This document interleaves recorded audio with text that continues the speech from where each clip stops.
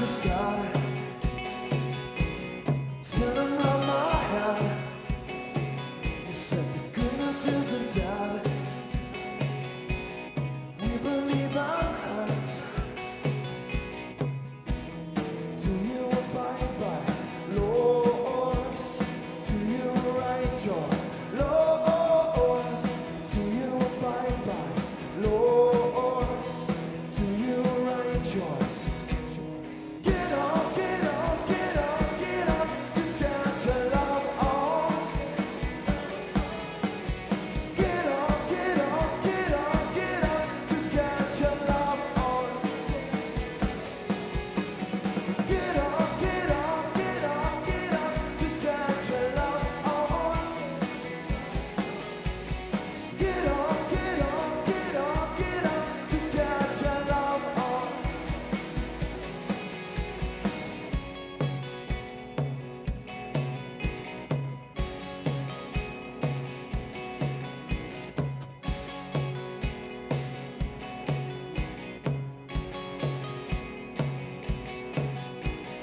You could clear your doubts. You could call yourself. For your power is a mount, reaching high into the clouds. Do you abide by laws? Do you write your laws? Do you abide by laws? Do you write yours? Get up, get up, get up, get up. Just get your love on. Get up, get up, get up, get up. Just get your love on. Get up, get up, get up, get up. Just get your love on. Get up, get up, get up, get up. Just get your love on. Things are mad, not mad. To build up walls, shatter pride. Things are mad, mad, mad, mad, mad.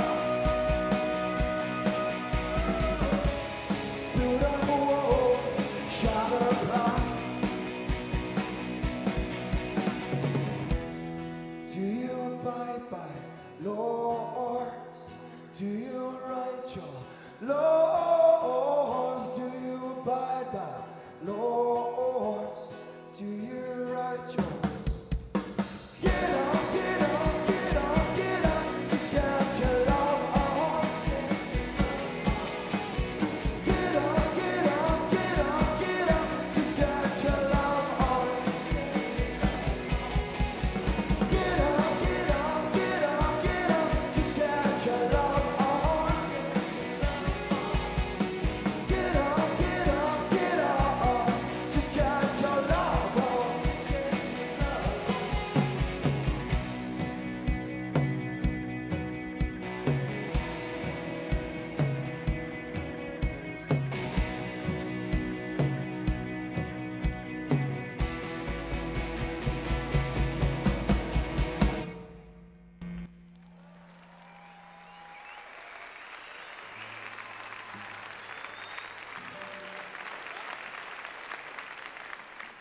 Be the anomaly, the aberration, the glitch, the inconvenient, the divergent, the string of junk code, the stubborn apple that falls nowhere near the tree or the forest. Be the fool, the bonehead, the idiot in the room. Let them shake their groupthink heads at you. Let them be ashamed of you, embarrassed of you, pissed off at you. They will call you names, and you must let them. Let them jeer, let them point, let them laugh. Be resistant to their mockery. Be the fodder for their jokes. Be a magnificent failure in their eyes. A tiger does not lose sleep over the opinion of sheep. Go ahead, be the scar tissue of their worldview, their normality. They will loathe you. They will fear you. They'll wish they were you. Ladies and gentlemen, David Icke. Thank you. Whoa. Thank you. Thank you. Thank you. Hey. Thank you very much. Thank you. Whoa. Thank you. Thank you very much. Thank you.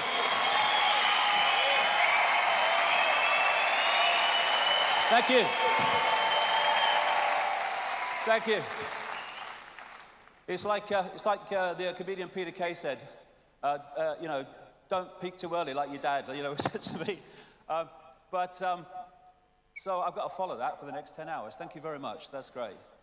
Well, it's great to be back at Wembley. Isn't it amazing to say back at Wembley when you were a nutter 25 years ago, 20 years ago, 15 years ago? And there'll be some media people here who come with the impression that I still am.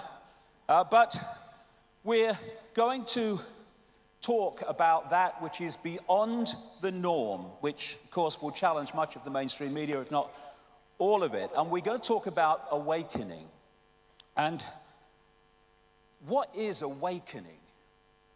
Awakening is realizing that we've been living a fake self-identity and sussing the nature of the true self-identity. And through the day, there's going to be one heck of a lot of challenging information because we need to know what we're faced with before we can do anything about it. But I don't want people to freeze or think, oh, it's hopeless, what can we do? Because in our true state, in our awakened state, we have the power to change anything.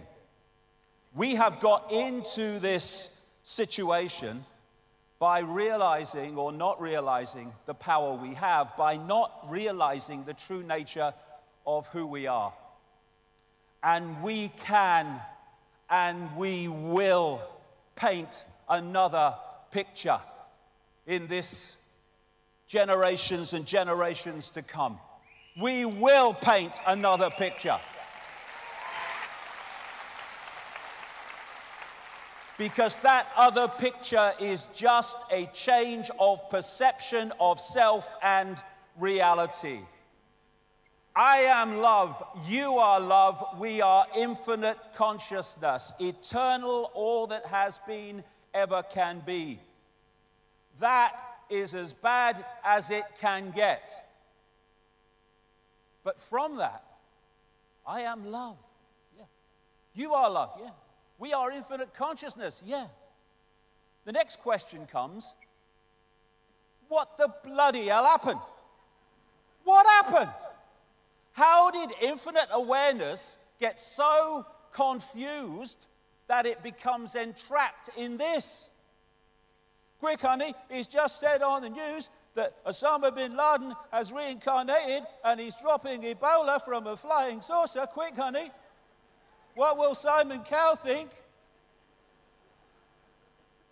How did we get here? Well, it's a big story and it's a long story, but it's a story that if we know it, we can get out of this nonsense. How do we get into a situation, infinite awareness, all that is, has been, ever can be, where in some supermarkets in America, they put up 3 hands to tell you that's what 15 means at the checkout? How do we get there? And then there's this guy. How do we become ruled by people who say wind is a finite resource and harnessing it would slow down the winds down, which would cause the temperature to go up?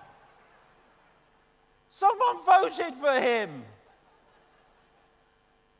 And then we have a president of the United States for which it would be quite right to say, I would challenge you to a battle of wits, but I see you are unarmed.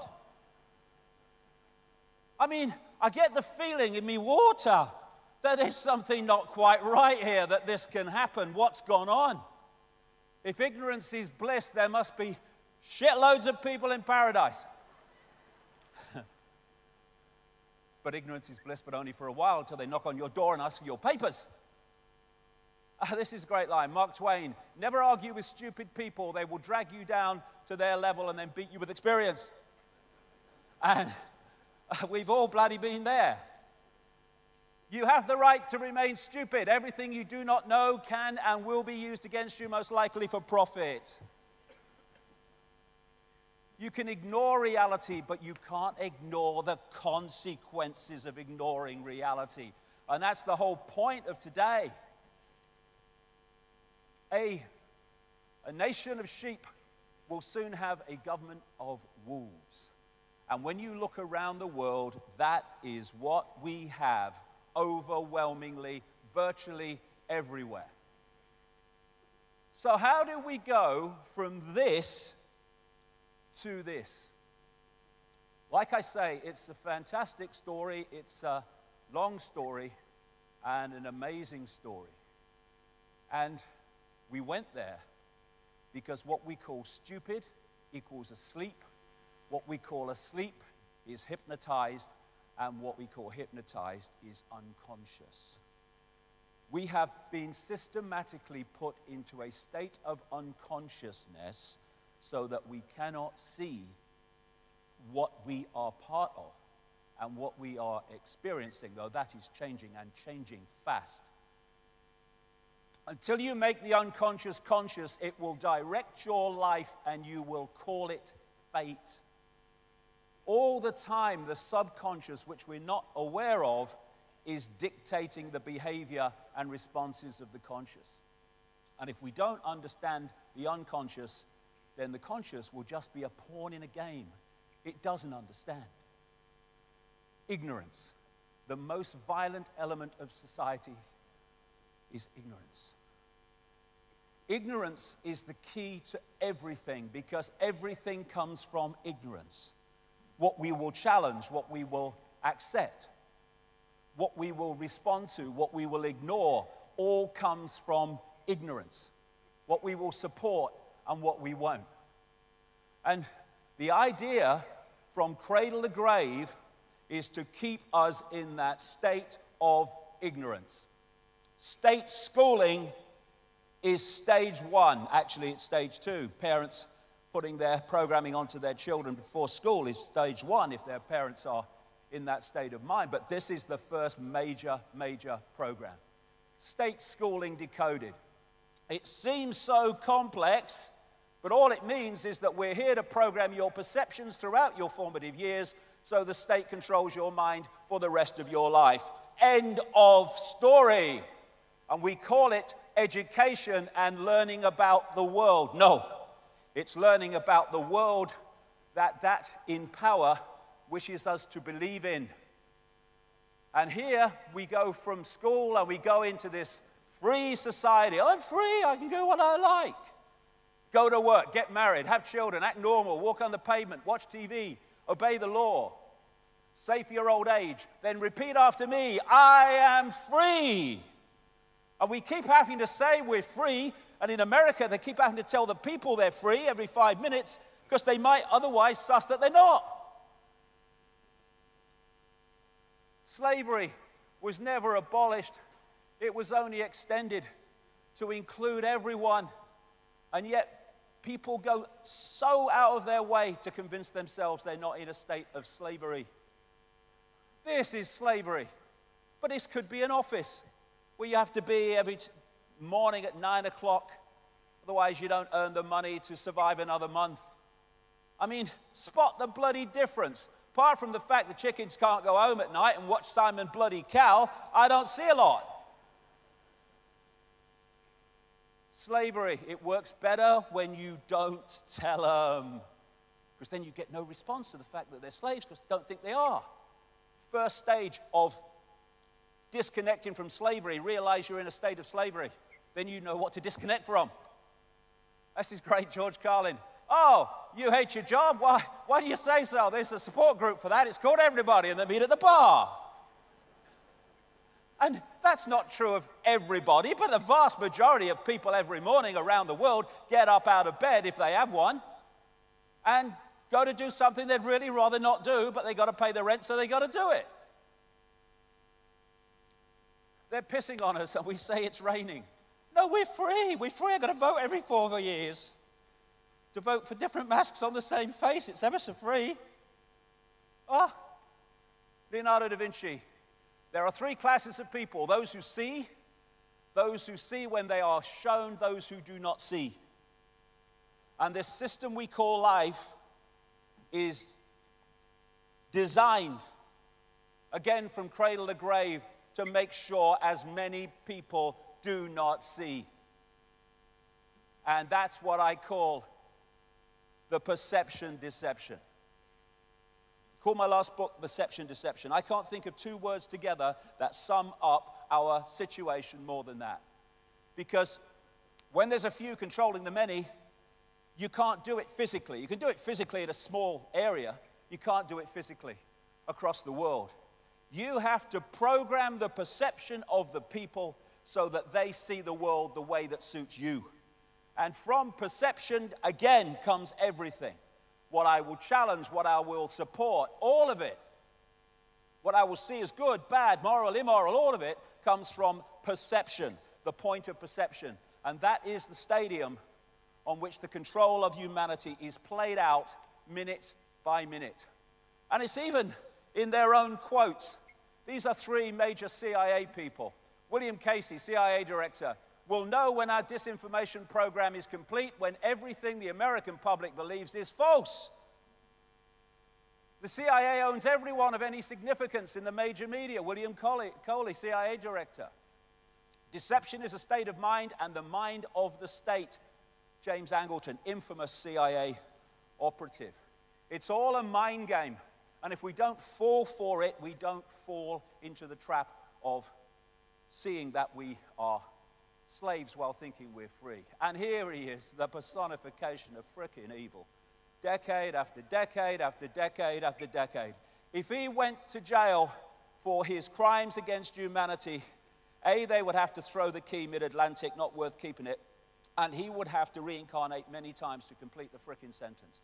It's not a matter of what is true that counts, but what is perceived to be true. Exactly. And if we believe official sources, we are believing what they want to perceive us to be true. And they don't, oh, it's gone off. It'll go on in a minute. They don't call it television programming for nothing. Television programming. Fear Ebola, fear ISIS, fear today, fear tomorrow, fear each other, fear Russia, fear for your kids, fear climate change, fear, fear, fear, fear. Fear everything and then give us your power so we can save you from what we've manipulated you to fear.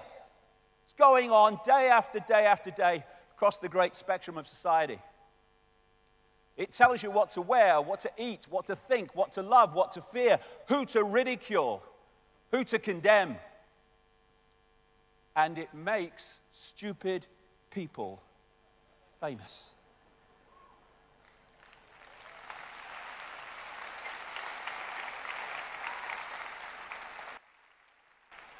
What is that? What is it? I mean, what is it? You know, my mother always used to get words wrong. She talked about defective inspectors and snatcher dispel. Snatcher dispel for anyone younger than me. And she'd look at that, she'd say, "Hey, up, Dave, she's twerping." Yes, mother, because she's a frickin' twerp. George Orwell, 1984. Football, beer, and above all gambling filled up the horizon of their minds. To keep them in control was not difficult. And note that, if you watch sport in this country, he wrote that all that time ago, 1948 that book came out. Above all gambling. The television sport coverage is awash with gambling. Who's that bloke? Ray Winston? Have a bang on that? Nah. I'm a man of the people, me. So lose your money. Nah. God, what bollocks we put up with. Imagine if everyone was this passionate about things that actually matter. What a world we would live in. Ah, jeez. I love football, but Mike, it's a game. They're kicking a bag of wind about. Some very skillfully, some not very skillfully, but it's a bag of frickin' wind. It's a game. They sell us our dreams to keep us asleep. They tell us what success is, so we pursue their version of success, which is more things and more things and more things. You are feeling sleepy. Just watch the watch. live your life as we tell you to live it. And all this together is what the great cosmologist and thinker Carl Sagan called the bamboozle. One of the saddest lessons of history is this. If we've been bamboozled long enough, we tend to reject any evidence of the bamboozle. We're no longer interested in finding out the truth. It's simply too painful to acknowledge, even to ourselves, that we've been taken. Once you give a charlatan power over you, you almost never get it back. Almost never. But we're fricking going to. But that's what it is. It's a bamboozle. It's a mind program. And this state of being, this state of denial, is absolutely crucial to it. This is cognitive dissonance. This is a definition of it. Sometimes people hold a core belief that is very strong. When they're presented with evidence that works against that belief, the new evidence cannot be accepted. It would create a feeling that is extremely uncomfortable called cognitive dissonance. And because it is so important to protect the core belief, they will rationalize, ignore, and even deny anything that doesn't fit in with the core belief. And that's why people that stand out and say things that are different to the norm invariably get attacked, ridiculed, condemned, and all the rest of it, because you're challenging so many. Oh my God, how many core beliefs are going to be challenged today? My goodness me, getting the Guinness Book of Records for the day's out. Mark Twain, it's easier to fool people than to convince them they have been fooled. Why? Because they don't, understandably, want to realize they've been fooled. But it's a wonderful thing to realize you've been fooled. It's a great gift, because from that point you will not be fooled any longer. It's a wonderful gift. People are embarrassed by it. This is another fundamental aspect of the bamboozle. It's called Stockholm Syndrome, a psychological phenomenon in which hostages express empathy and have positive feelings towards their captors, sometimes to the point of defending them. And this scene from the first Matrix movie captured the Stockholm Syndrome so perfectly. You have to understand, most of these people are not ready to be unplugged, and many of them are so inert, so hopelessly dependent on the system, that they will fight to protect it. And so you have people in uniform who are part of what people term the 99%, actually probably 99.9 if you really get to it, and yet they're defending the 1% or the 0.1% from the rest. As Plato said, ancient Greek philosopher, those who are able to see beyond the shadows and lies of their culture will never be understood, let alone believed by the masses, because the program is so strong. But we are starting to break it up. And so throughout history, the lights have been destroyed and dismissed with by the candles all the way through history. And decades, sometimes hundreds of years later, people look back and they go, they killed him, but he were right, wouldn't he? And what do? The same thing in their time frame as they did to them, just in a different way. And they think they're different.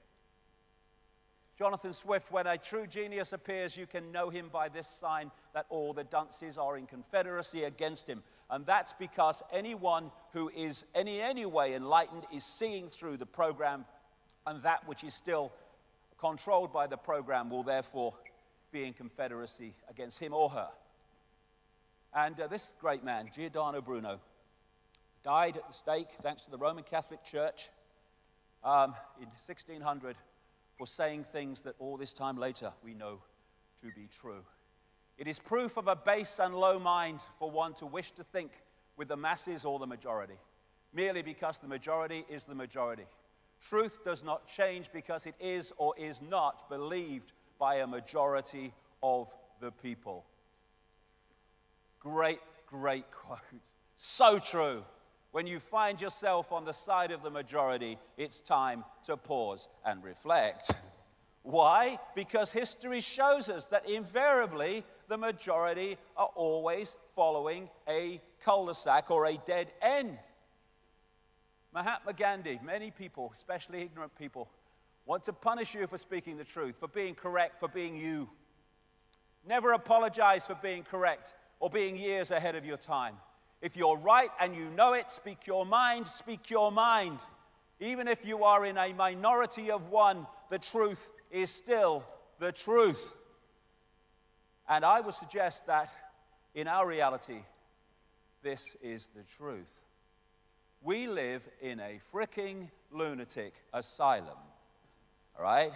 Now imagine that you are born into a madhouse, you grow up in the madhouse, your parents are from the madhouse, your teachers are from the madhouse, your scientists and your academics are from the madhouse, your doctors are from the madhouse, all of them, the journalists are from the madhouse.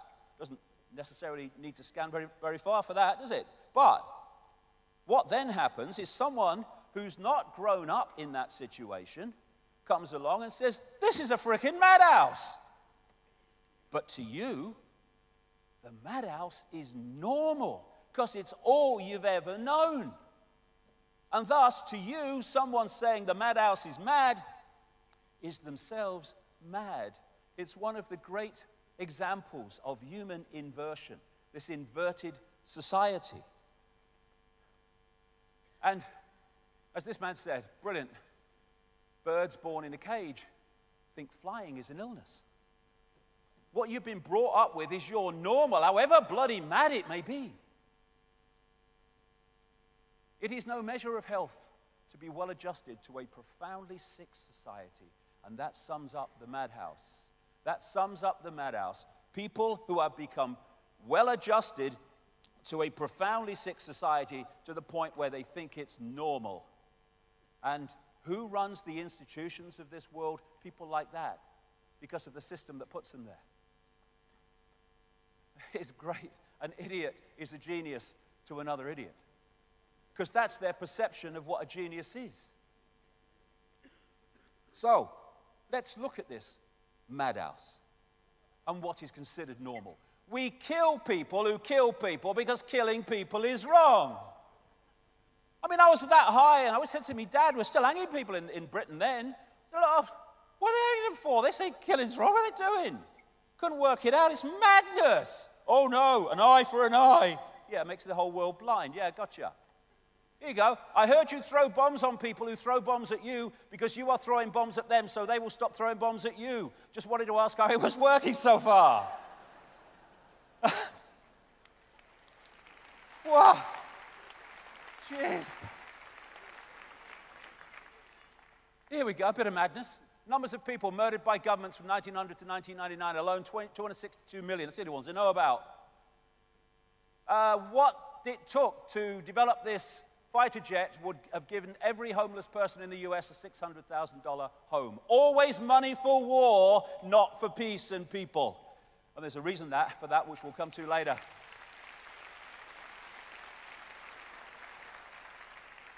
$1,735 billion spent on war in 2012. It would take an estimated $175 billion a year to eradicate poverty. Some say a bit more, but certainly not even close to that. Why? Inversion. It's not something that's a crisis that's natural. It's a scam. There is no need for one single person on this planet to be hungry and to be homeless. No reason whatsoever.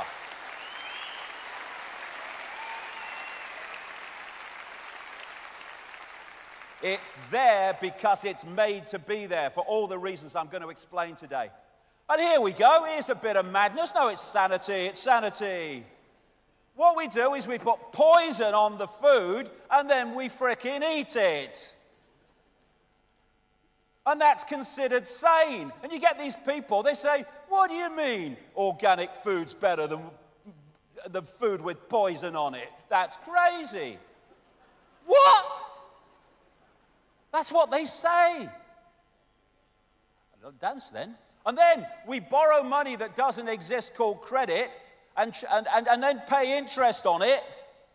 And we give all the things that are worth anything to the bankers for lending us money that doesn't exist called credit.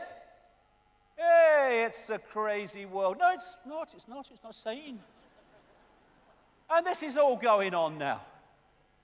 This is all going on more and more day after day. Well, you've got to protect us from terrorists. The people putting them up are the terrorists. Think while it's still legal.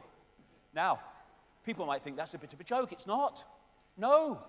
Psychiatrists now say nonconformity is a mental illness. Only the sheeple are sane. They've got a name for it. They've always got a name. Oppositional defiant disorder. What? Apparently I'm a terminal case. For which I'm delighted. Now, pulling this all together, what we're looking at is what I call bubble people. Bubble people.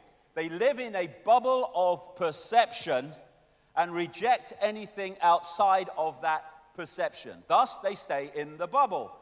And so all these institutions are programming beliefs and perceptions in the bubble. And unless you break out of it, they're the only perceptions you ever come across. I mean, I love this one, experts.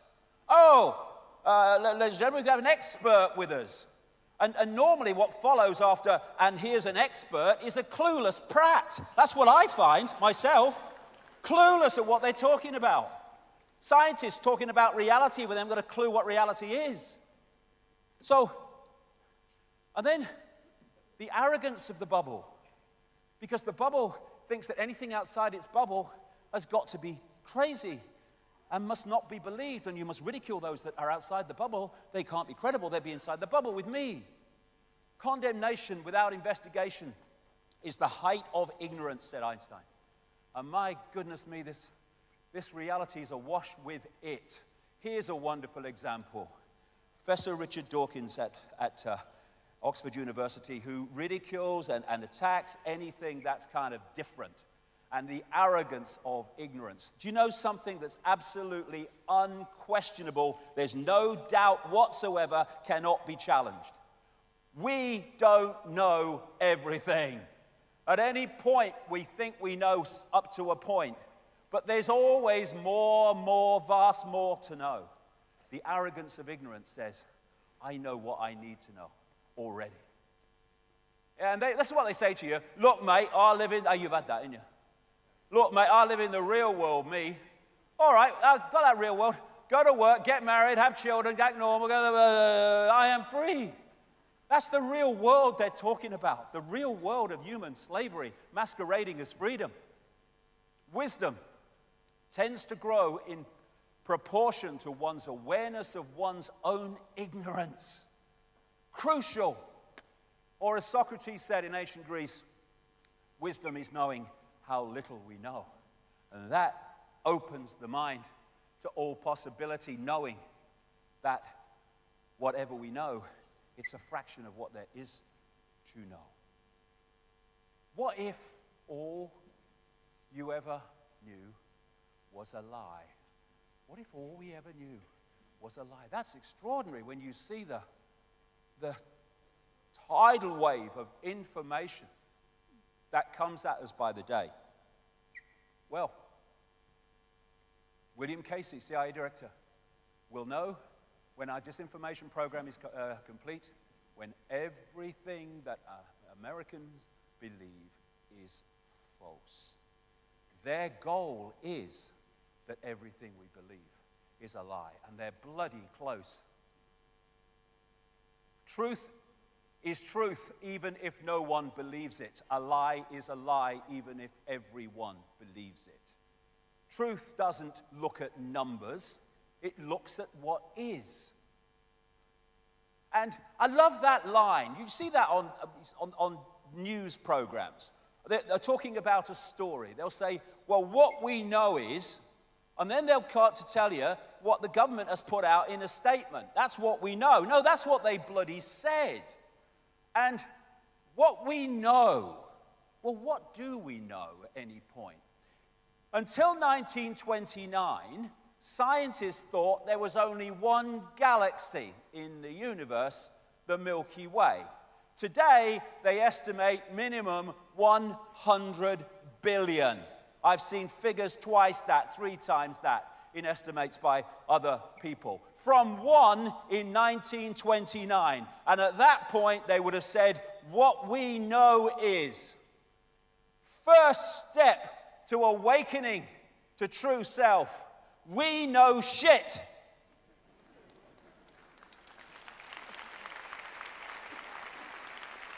From that starting point, we got a chance of knowing more than shit. Re-examine all you have been told. Dismiss what insults your soul, and that includes every word I say today if it insults your soul. Emancipate yourselves from mental slavery. I love the way he sings that, Bob Marley. None but ourselves can free our minds. So true. It's our mind. Only we can free it. And people think about enlightenment as it's some kind of, trotting down country lanes with violins and little butterflies flying around with beautiful colors. Actually, it is this, brilliantly set out. Make no mistake about it. Enlightenment is a destructive process. Enlightenment is the crumbling away of untruth. It's seeing through the facade of pretense. It's the complete eradication of everything we imagine to be true. Blank sheet of paper, starting again. What goes on that blank sheet of paper has now got to convince me. And I don't care if you got letters after your bloody name or letters before your name. I couldn't give a damn. I'm deciding my sense of reality, not the system. And John Lennon said, the more real you get, the more unreal the world gets. Why? Because the more real, awakened you become, the more you see the madhouse. And it's been going on for centuries. This is Leonardo da Vinci. I awoke only to see that the rest of the world was still asleep. But only when you awaken do you see the world's asleep, because you were asleep with all of them before. This is what we need to transform human reality. We need the end of bloody normal. This is a great line. Normal is getting dressed in clothes that you buy for work and driving through the traffic in a car you're still paying for. In order to get to the job, you need to pay for the clothes and the car and the house you leave vacant all day so you can afford to live in it. Brilliant.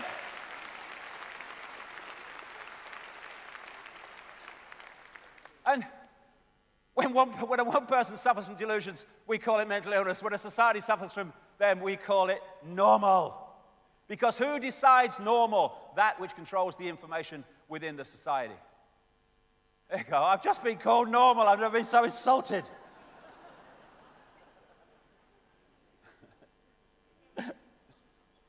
Here, do you know they've said I'm not normal? I can't bloody believe it. Someone told me the other day. Ike is mad. He's not normal. You know my response to that? My response has always been, thank bloody God for that, right?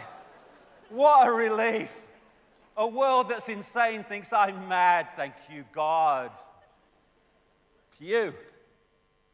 History shows us that the people who end up changing the world are always nuts until they're right, and then they're geniuses. History is alive with it. As I said in a book years ago, today's mighty oak is just yesterday's nut that held its ground. Long enough for perceptions to change. Can you remember who you were before the world told you what you should be? Can any of us remember that? When we're born into a world and from day one we're told who we are, what we should do, what reality is, what we should aspire to, what we should oppose, all of it. Just a program. This is my space. I'll decide what comes into it. And I don't care if you're a parent or a school teacher or a bloody politician, a scientist, an academic. I decide what comes into my space and my reality, not you. And when we do that, we can start to change. If you sense more, there is more. Yes. It's people get stuck in the mode of thinking. And when we feel something, what does it feel? You can say, well, it feels right.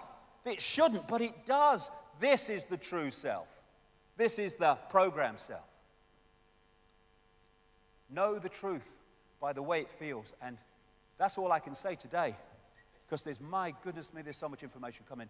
But know it by how it feels. And let it run, even if you're incredibly skeptical, which you have every right to be. Let it run, and let's see the pieces go, and then make a decision at the end. But how does it feel? Not how does it perceive from my belief system. Awaken, awaken, awaken. Awaken from the program. And what's the first stage of that? The very first stage. Leonardo da Vinci had it. All great acts of genius began with the same consideration. Do not be constrained by your present reality. Because if we're constrained by a present reality, we're going, yeah, truth, academic school, work, yes, death, I'm out of here now.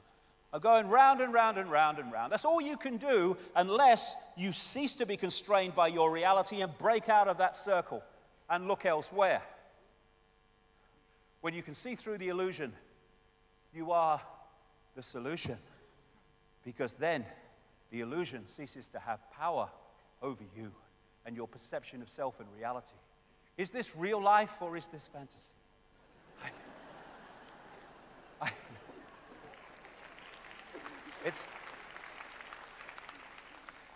It is fantasy because it's all an illusion on a scale that we would beg a belief if we didn't see the evidence to back it up. But this is crucial.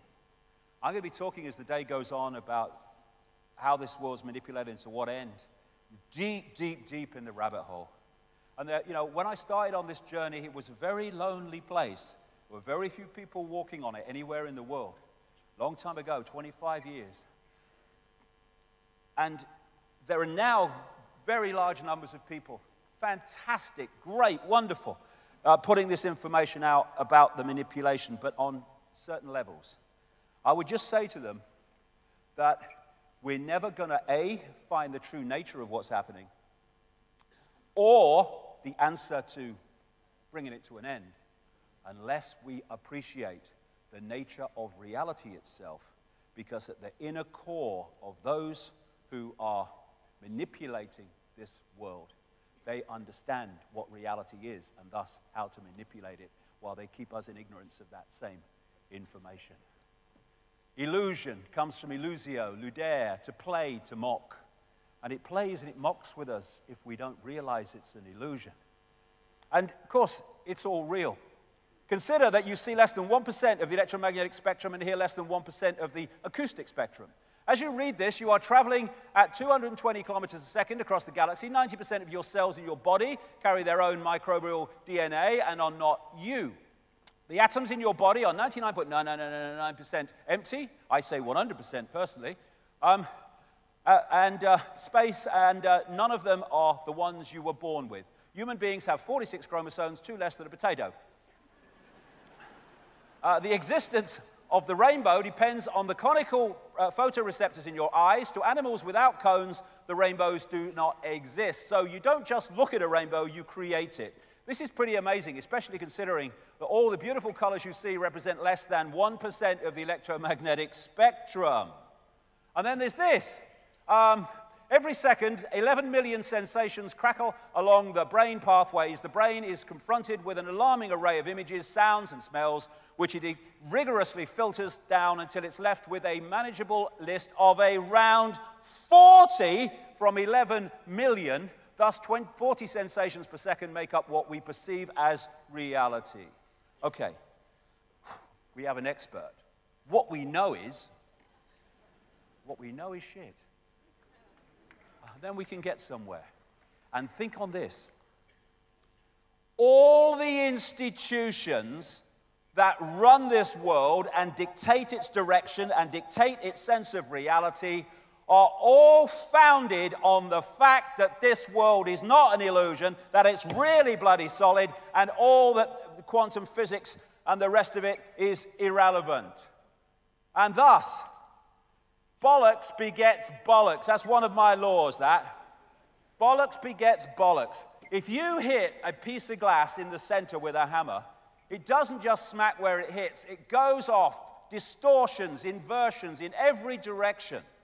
And if the very basis that you found society on is a fundamental misunderstanding of reality itself, then that flaw, that fundamental flaw, must infest every area of human life. No wonder it's a bloody madhouse. Here you go. The bamboozle, establishment, science, education, media. Just sticking its head up its arse, thinking it knows it all. Reality is merely an illusion, albeit a persistent one. Albert Einstein. And there's a reason why it's persistent. I would suggest, after 25 years of putting this together, we live in a virtual reality universe. And is that really so hard to imagine anymore? When you see the scale of reality that we see in these video games and stuff now, and movies, where it looks increasingly like the very reality that we're decoding. Even faces, people are looking more and more like each other in virtual reality. Like this one. And they're now using virtual reality in burns units to change the dressings because the reality being piped to the eyes takes over, hijacks the brain's perception to the point where it doesn't feel the pain as it would normally. When you look at virtual reality in its developed sense, its more developed sense, they've got the gloves on, they've got the goggles on. And all that is doing is hacking into the way the body decodes reality anyway. Hacking into the 5 senses. Technologically, going to be very, very significant as we go through section 2 today. And it can be so incredibly real. And all it is a fake reality being fed to us technologically. And it's an interactive, wireless cosmos that we are experiencing. You know, when you go out with a computer and they've got this Wi-Fi stuff every bloody where now. You're sitting in the middle of nowhere, in the middle of a town, wherever, and you sit there, and from the unseen, you are downloading or decoding onto that computer an entire global reality that can be picked up anywhere in the world that it's available. A wireless internet, and I call it the wireless cosmos, and the brain is massively part of the decoding system of this wireless cosmos. This is a projection or a simulation, if you like, of what Wi-Fi looks like in the unseen. And it's just information in an energetic form. And the computer tunes into that, decodes it onto the screen as the internet. We do not have empty space between us. We have energy. We have electromagnetic energy. And we have, in that energy, information. And from that, what I call the biological computer decodes that information into a sense of reality that we think is solid, but simply cannot be. I'll go deeper into this as we go through here. The base form of our reality is waveform, energetic waveform, which can carry extraordinary amounts of information. I call it the metaphysical universe. It's the universe from which this one that we see, or think we do, comes. So, you have the information field, the cosmic internet, if you like, and we decode it through from that, through the digital, I'll get into all this as we go along, through to what is an illusion of physicality called holographic. I'll come to that quite shortly. And now we have mainstream scientists saying this reality could be just a hologram, exactly what it is. And the most dense of things, rocks, mountains, however kind of they may be indestructible, they are at their base form an energetic information field. The more dense the energy, the lower the frequency, the denser and more solid the form appears to be. And Nikola Tesla, the genius from which so much came, one of the great scientific geniuses of modern times, who in effect gave us the electrical system. He gave us radar because it was stolen from him. And he could see beyond the physical that we perceive. And he said, the day science begins to study non-physical phenomena, it will make more progress in 1 decade than in all the previous centuries of our existence. Why? Because you go to the source of the reality instead of the decoded expression of that reality. You go to the source, not the expression of the source. So we live in this cosmic internet. On one level, it operates on an electromagnetic level. Of course, the brain is working electrically as it interacts with it. And the reason that animals can be so sensitive to things that humans can't be, because they read the newspapers and watch Simon Cowell, but is because they have not gone through this system of programming. So they are naturally sensitive to these information fields and can pick up changes in it, which is why animals can feel earthquakes coming before they come. So what is the internet? People say, well, it's like pictures and text and colors on a screen. Well, yes, it is, but only on the screen. Everywhere else, it's electronic circuits and all that gadgetry. What is television? Well, it's pictures on a screen. Yes, it is, but only on the screen. Everywhere else, television, in the analog sense, is frequency fields, or, you know, the electrical kit that they do now with digital. And our body-mind, the body-mind as I call it, is like a computer system which allows us to experience this reality.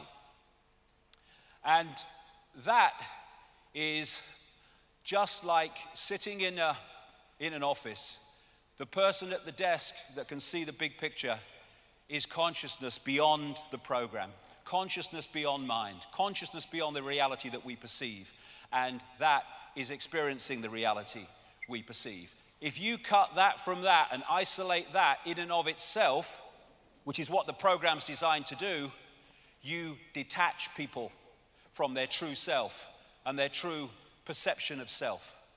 That's the thinker, the brain, the thinker, working it out. That's the knower. And if you detach the thinker from the knower, then the thinker is left helpless to have its thinking programmed by that which has been responsible for the disconnection of the isolation. So, if you program that level of self that's directly experiencing this reality, body-mind, with all this programming, you disconnect it from this, and that's how infinite consciousness can become an idiot. The brain is not who we are. It is a processor of information and a communicator of information.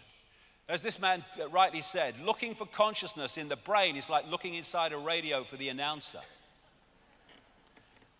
The radio is just decoding information. That's what the brain body is doing. We are conscious in a very narrow band we call conscious. That's what we perceive and think we're awake. But beyond that is the unconscious, the subconscious, which goes on and on into infinity. And the idea is to isolate the conscious from the greater self. So what we are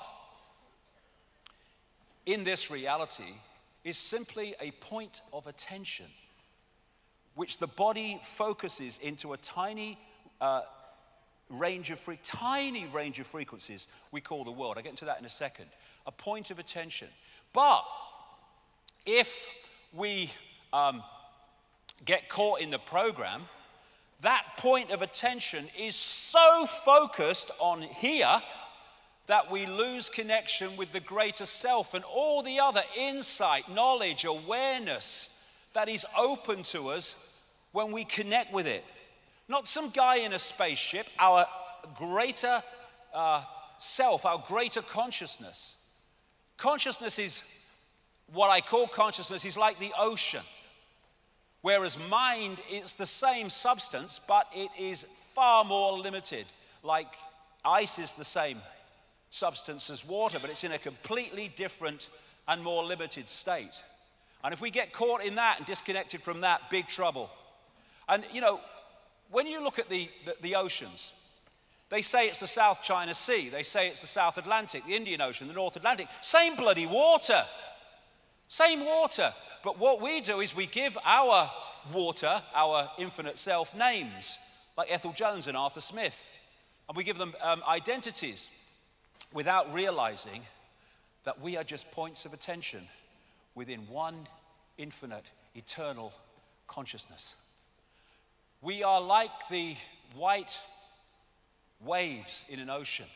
They look different to the rest of the ocean, but they're just a different expression of the ocean. This is a fantastic picture. This sums up humanity. We are expressing our point of attention as a uniqueness, which is wonderful. A unique personality, a unique person, a unique perspective, a unique point of attention. But at that time, we are connected to all the other points of attention in infinite awareness, which in the end are all us and we are all them. And so, when we go to war, we go to conflict, we are fighting ourselves. You hit yourself around the head with a baseball bat, they put you away. But we're doing that all the time because we've got caught in the illusion of the fact that we have space, empty space between us, and we're all individual to the point where we're not connected. The ocean is the droplet is the ocean. Drop the droplet in the ocean. Where does the droplet end and the ocean start? The idea of the conspiracy is to keep that droplet disconnected from the ocean. And when they do that, we have the world that we live in. Great line, Leonard Cohen. If you don't become the ocean, you'll be seasick all your life. And so many people feel this ache, this sense of disconnection, this sense of longing that they can't put words to, because one part of them, one level of them knows that we're all one. Everything is all one. Leonardo da Vinci learned how to see, realize that everything connects to everything else. It's an ocean. We are a point of attention, but we are the ocean.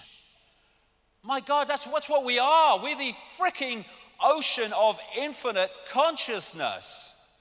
What a job they've done to persuade us we're Ethel from the store. Near-death experiences have experienced this. So often, the common themes of what they say is incredible. How they leave the body and suddenly past, present, and future are all happening at the same time, in the same moment. How they have multiple levels of awareness at the same time. In the body, they had one level of awareness, because the body focuses us in these frequencies, locks us in like a computer. From one of my books, the fear of death comes from the ignorance of life. There is no death. There's just a removal from the vehicle into consciousness, in awareness of itself again. But you get people frightened of death, and they'll give their power away to doctors and chemo freaking therapy and all of it, because they want to stay alive, because they fear death. There is no death. There's just a change of point of attention. That's all it is. Point of attention, point of attention. I'm terrified. If people say to me, don't you frighten, they'll kill you. Well, so they kill me, all right? I'll leave the body, and I go, oh, God, I'm terrified. Oh, my goodness, it's such a nightmare, becoming all that is, has been, and never can be, in full awareness of itself.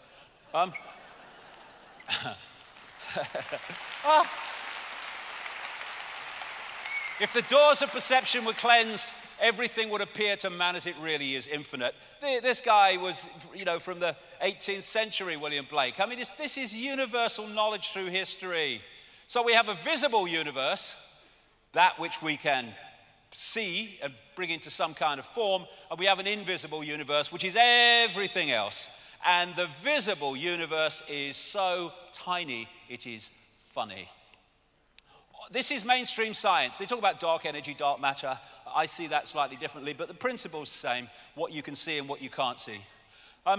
So you have this massive area of stuff they say exists in this universe, which we can't see. You then have light, electromagnetic spectrum, etc., which is 0.005% of what they say exists in this universe. And visible light, which is the only frequency band that we can decode into a visual reality, is a fraction of the 0.005%. We have an expert. What we know is, what? Madness. So this is the visible spectrum within the electromagnetic spectrum. Look at it, it's tiny. And that's all that we can see in what we call the world. You say to most people, can you see everything in the space you're looking at? Oh yeah, mate. You can't see that much of it. So we are in a frequency band. We call it the world, we call it reality, but there are other frequency bands interpenetrating this one, like radio stations and television stations, sharing the same space. And what you perceive is what you can decode, what you are decoding. And so through the body we perceive in a visual sense what the body can decode, which is this little band of frequencies. You go outside the body, now you're perceiving much greater frequencies, and thus your reality changes. If you wish to understand the universe, said Tesla, think of energy, frequency, and vibration. Exactly. So, our point of attention holds us in this reality unless we're open to consciousness. Because what happens is if you come into this reality, this visible light reality, and you hold that connection to consciousness beyond this reality, you have everything you need. You have the information coming through the senses to give you a fix on what's happening around you, but you have the big picture that's outside of this reality, that's not programmed by its perceptions and its sense of limitation, which can then feed you insight, inspiration, intuition, to give you insight beyond that which you are directly experiencing. But you get disconnected from that, big problem. You're now trying to get your entire fix on reality from the reality you are in. And if a network controls that reality and that information that's coming at you, they are going to program your sense of reality for life. What time is Simon Cowell on? All that stuff. So, most people, and it is changing, hallelujah, brother and sister, but it's still the vast majority are caught in the program which they think is real and they think is all there is to see. And so in this world, there are people in the program who are only getting that sense of reality, and then there are people who've opened their minds and opened their hearts, can come to that big time, who are accessing another sense of reality, and these people call these people mad and crazy and dangerous. Yes, they are. They're dangerous to the prevailing program. So what is the universe? It is information. And what is the universe? It is information decoding information. When you put a disk in a computer, it's information. The computer is information. It decodes the information. One part of information is encoded to be decoded. One information source is encoded to decode. And that's exactly how our reality works, except the body is decoding and also encoding. So we have what I call the body computer, a biological computer. Biological in the sense that instead of like a desktop computer, you put information in and you press enter, and as programmed it responds. A biological computer has the ability to assess information and make decisions about it, which is what the immune system is doing all the time, 24/7, without any input from us. So the reason that they're able now to connect the brain directly to computers is because they're connecting two computers, one fantastically more advanced than the other, but still basically two computers. And form is information. Our base state is awareness. It doesn't have form, it's just awareness. But we come into the realms of form, and form is created from information. And so if you look at the body, it's just like a computer in its basic sense. You know, when the computer don't work anymore, won't switch on, what do you say? My computer's dead. It goes into sleep mode to save energy. It has an antivirus system. That's our immune system. Best antivirus system ever. The brain is the central processing unit. And then you have DNA, which is basically the hard drive. And the senses are decoding systems, decoding information into a form that the brain can decode. So the senses are taking waveform information, vibrational information, they're turning into electrical information, they are communicating it to the brain, which then decodes that into a sense of reality we call the world we live in. So the world that we think we're living in exists there. And worth thinking on this, if you can manipulate the sense of reality of that and the way that decodes that information, you are dictating the experienced reality of the target population. And that's what's happening all the time. And when we realize that, we can stop it happening, which is the whole point of me doing it and standing here, really. So you look at the motherboard of the body. That is the system of meridian lines of energy used in acupuncture, which take information around the body. You know, when information is passing around the computer too slowly, things start to malfunction. And what do we say? My computer's so slow today. Yes, because the information is not passing around at optimum level. When the information is not passing around these chakra systems and meridian line systems, then the computer malfunctions. We call it dis-ease, disharmony. And so what acupuncture is doing, okay, you know, dogma bloody Dawkins, acupuncture load of rubbish. No, mate, you just don't understand what reality is. Perfectly logical. What the acupuncturist is doing is using these needles and other techniques to make sure the flow of energy, information around the meridian system is optimum. This is why in ancient China they used to pay the acupuncturist when they were well, but not when they were ill, because his job was to make sure they never got ill. Another thing, for people who are skeptical of this stuff, people say, you know, you see this in the media, he's saying you put a needle in your toe and you cure a headache. That's crazy. Well, it's not crazy, it's perfectly logical. If the problem with the head is that one of these meridian lines of information is blocked in the toe that goes through the head, then it's no good putting it in the head if the blockage is not in the head. You put it in the toe and that clears the meridian, which takes away the pain from the head. It's very simple. The brain is dark but sees light. How is that possible? How can my brain be totally dark and I see this light? Because that light in its prime form, like everything else, is just an information source. And I'm decoding that information source in here into the visual reality of light, because that's what the information contains. Thus, that's what it manifests when I decode it. A real great open-minded man, you might call him some kind of mystic kind of man, the late Alan Watts. He really kind of had a lot of good things to say. And he said this: without the brain, the world is devoid of light, heat, weight, solidity, motion, space, time, or any other imaginable feature. All these phenomena are interactions of transactions of vibrations with a certain arrangement of neurons. We have an expert. What we know is. So, this is right. There is no spoon.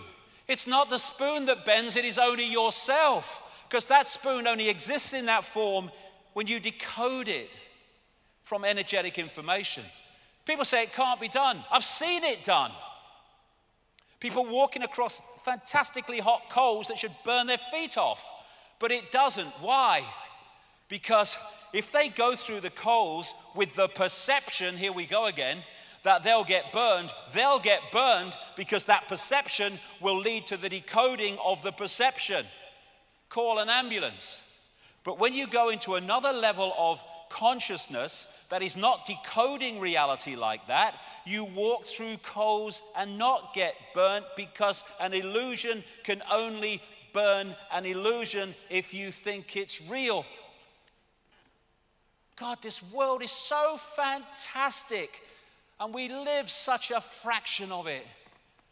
Information is encoded in what we call light, White light contains all the colors of the spectrum. Isaac Newton called the rainbow a spectrum because out of the Latin word for apparition or phantom, that's where we get the word spectre from. And colors are frequencies. Illusion, colors are frequencies. They're just different frequencies, and when we decode them, we see that color. And we think those flowers are red and yellow. They're not. Nothing has any color. The color is decided in our perception of it by whether it reflects certain frequencies or whether it absorbs certain frequencies. We're only seeing light that reflects. Thus, we're only seeing that color which is reflected by the object. Therefore, it seems to be that color. This is the scale of the illusion that we think is real. And even, you know, some of these various things that you come across in science, hydrogen and carbon and nitrogen, you break them down on one level and they look like barcodes because this is a virtual reality universe.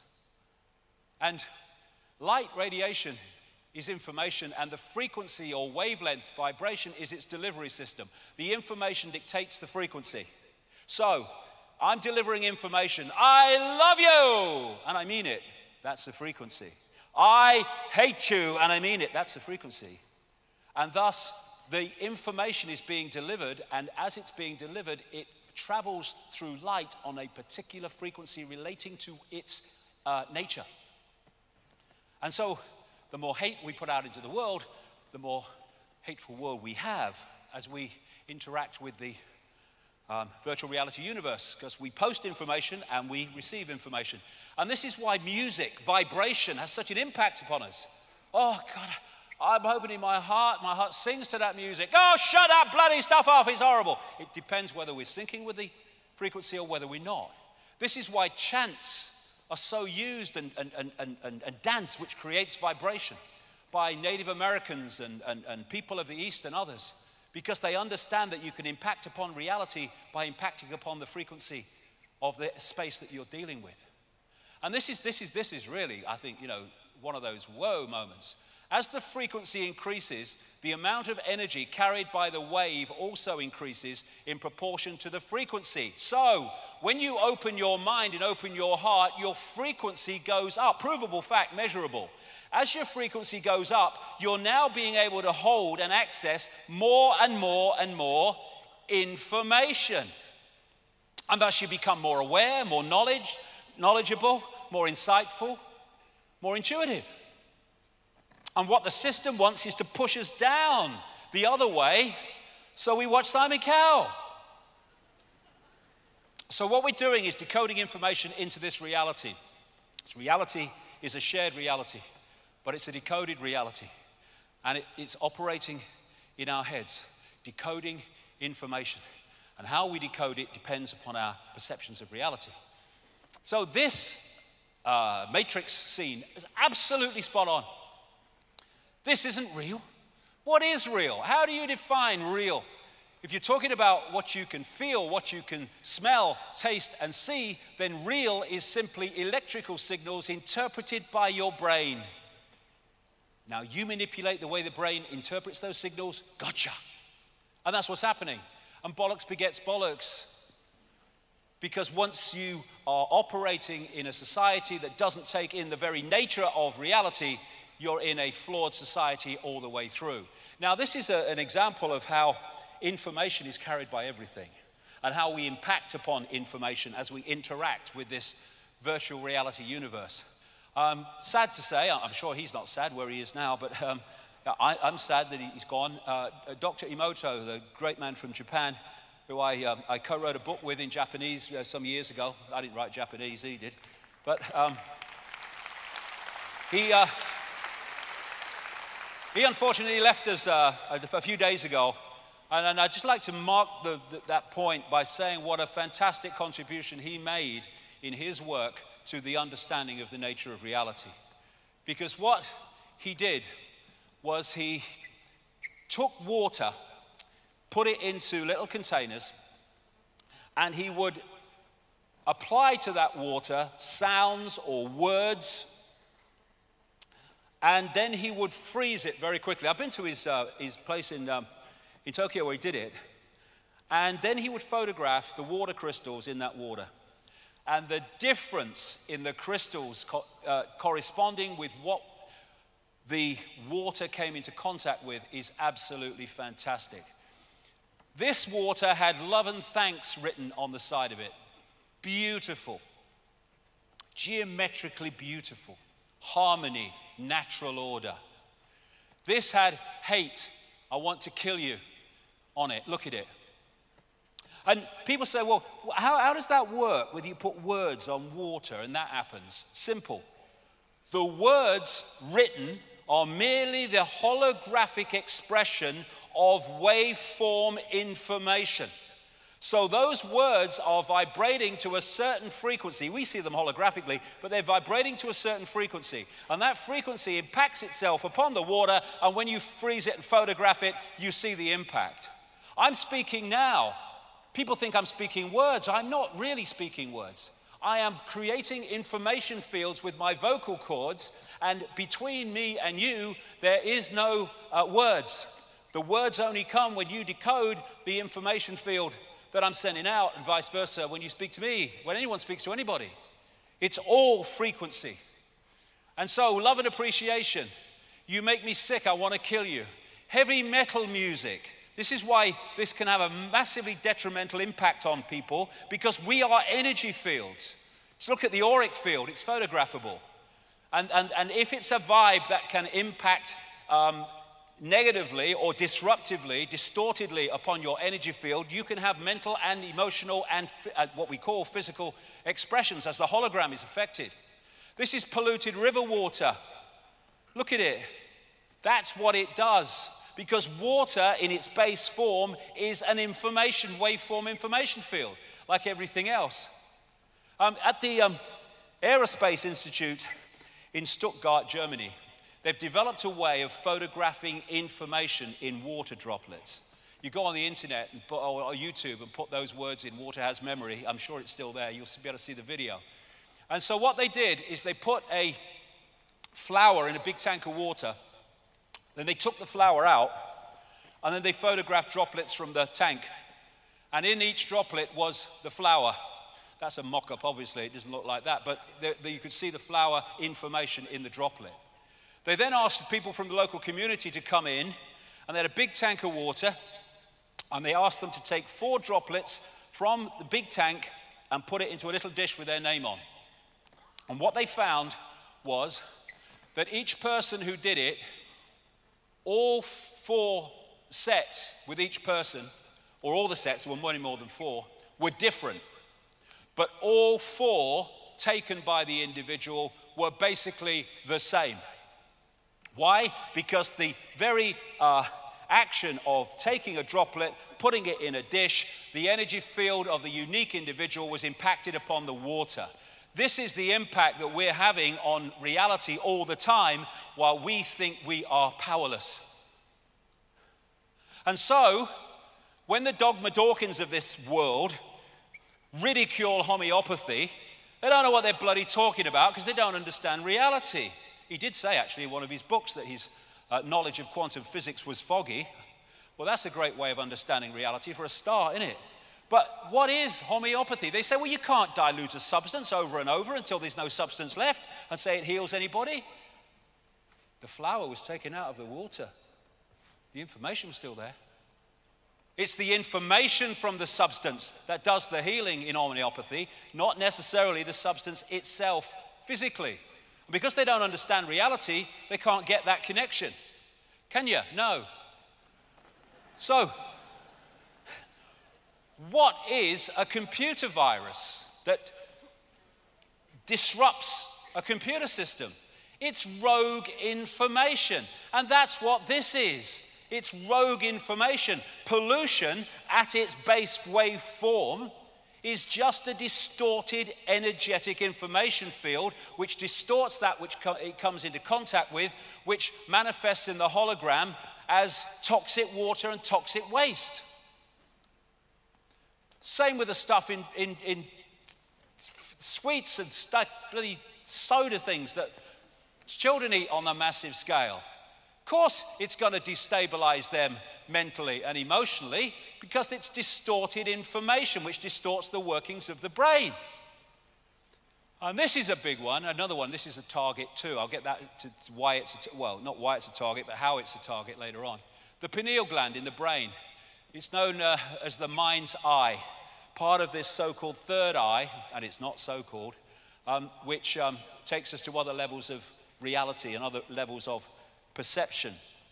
And René Descartes, the French philosopher and mathematician, talked about the pineal gland being the seat of the soul.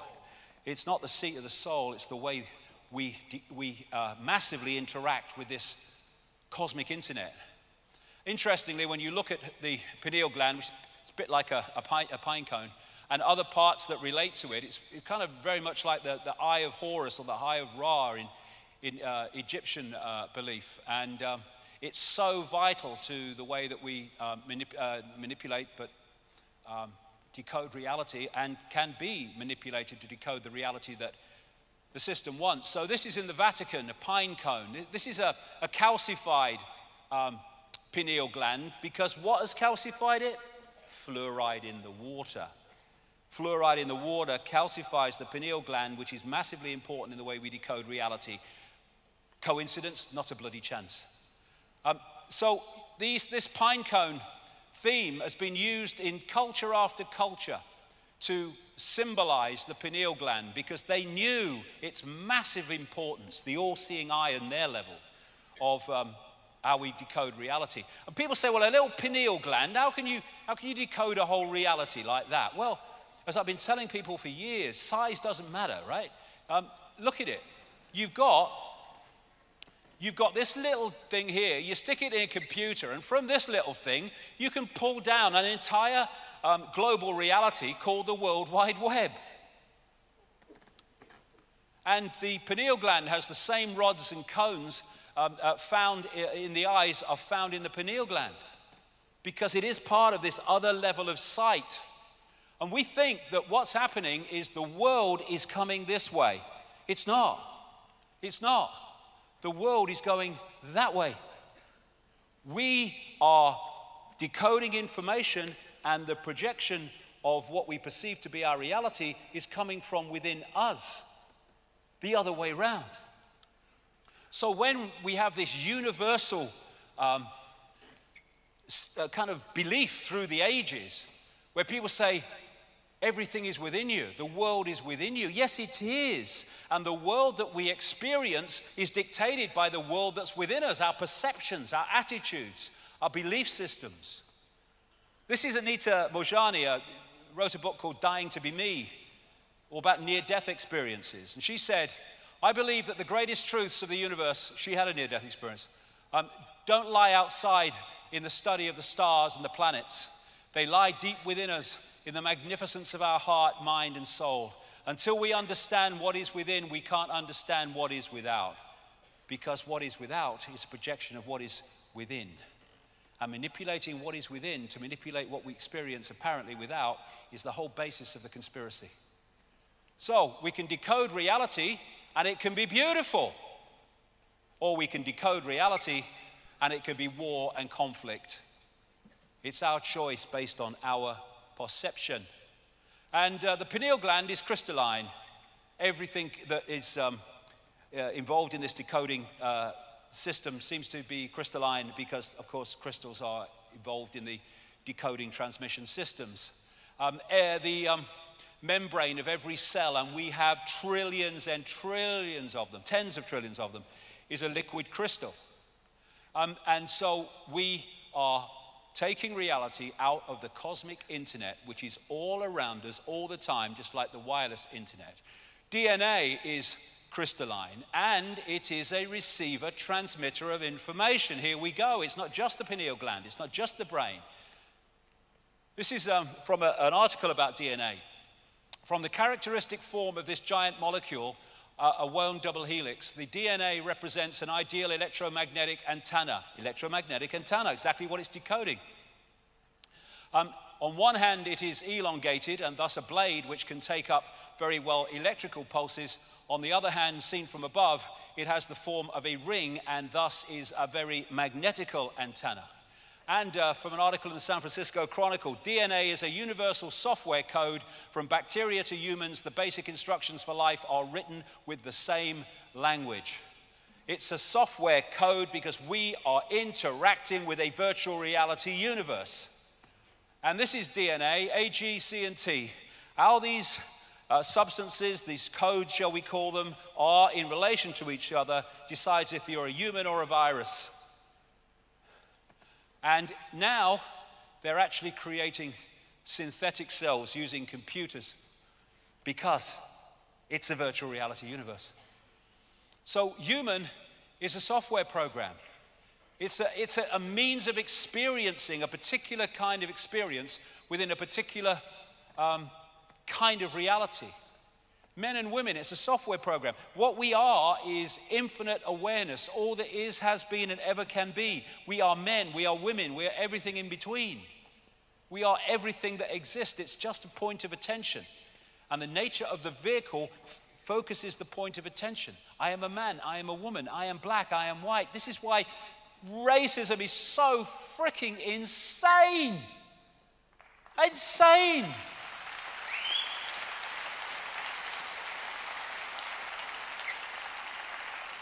My spacesuit's a different colour to yours. Oh, so what? And these cultures, they're in their way software programs. They're experiences within the greater experience. And this is the underpinner of the software program. The software program should interact with the greater awareness. Overwhelmingly, it's been shut off by this. Hypnotized. All the time. Look at all the means of hypnotizing our reality. And if you hypnotize your reality, your decoding system becomes a self-fulfilling prophecy. Control perception and you control reality because of that. Control perception by controlling belief. They couldn't care less what you believe as long as you believe it vehemently. Because that vehemence, that focus will decode reality in a very limited way because of your belief. Accidents happen, that's what everyone says, but in a quantum universe, there is no such thing as accidents, only possibilities and probabilities fold into existence by perception. So we have infinite possibilities. As we have infinite possibilities on the internet, I might go into that website or that website, there's infinite possibilities, but the perception pulls in certain possibilities that relate to the perception. That's why the programming of perception is the very foundation of the control of human experience. We see things not as they are, but as we are, exactly. And the thing is, program what they are, and we got them. So, from this tiny, tiny band of manipulated frequency, not even free thought frequency, we're deciding who we are, who you are, what we're going to be, what we're going to aspire to, what is and what isn't. And what is awakening? Awakening is awakening from this, from the person, persona, which in Latin comes from the word meaning actor's mask. And that's what the persona is, an actor's mask, a facade that gives us a sense of false self-identity. So, these people being normal. And then you lift the program and we call it awakening. All you're doing is disconnecting your sense of reality and self from the program and seeing what's beyond it. Ever tried having a conversation with someone who had a belief system that is rigid and will not move? Waste of frickin' time. And when you're in that mode, you're like in a maze, but you don't know you're in a maze. You think it's free life and free movement, but you're in a maze and you're being guided down the maze. And then someone gets on top of the maze, looks down and says, "It's a frickin' maze. It's going nowhere. You're mad." Great line, this. Those who danced were thought to be quite insane by those who could not hear the music. And those who could not hear the music are because they're in these bubbles and they won't allow the music, the knowledge from greater levels of awareness in, and thus they can't hear it. We have a system that gets people to look at the world like that. And what chance have you got of seeing what is when you're looking at the world like that? Focused on one tiny area of frequency. And all this, this is all us, untapped because of the focus. Thank you. The eyes are useless when the mind is blind. Why? Because the mind is, through its perception, dictating reality. We are all one.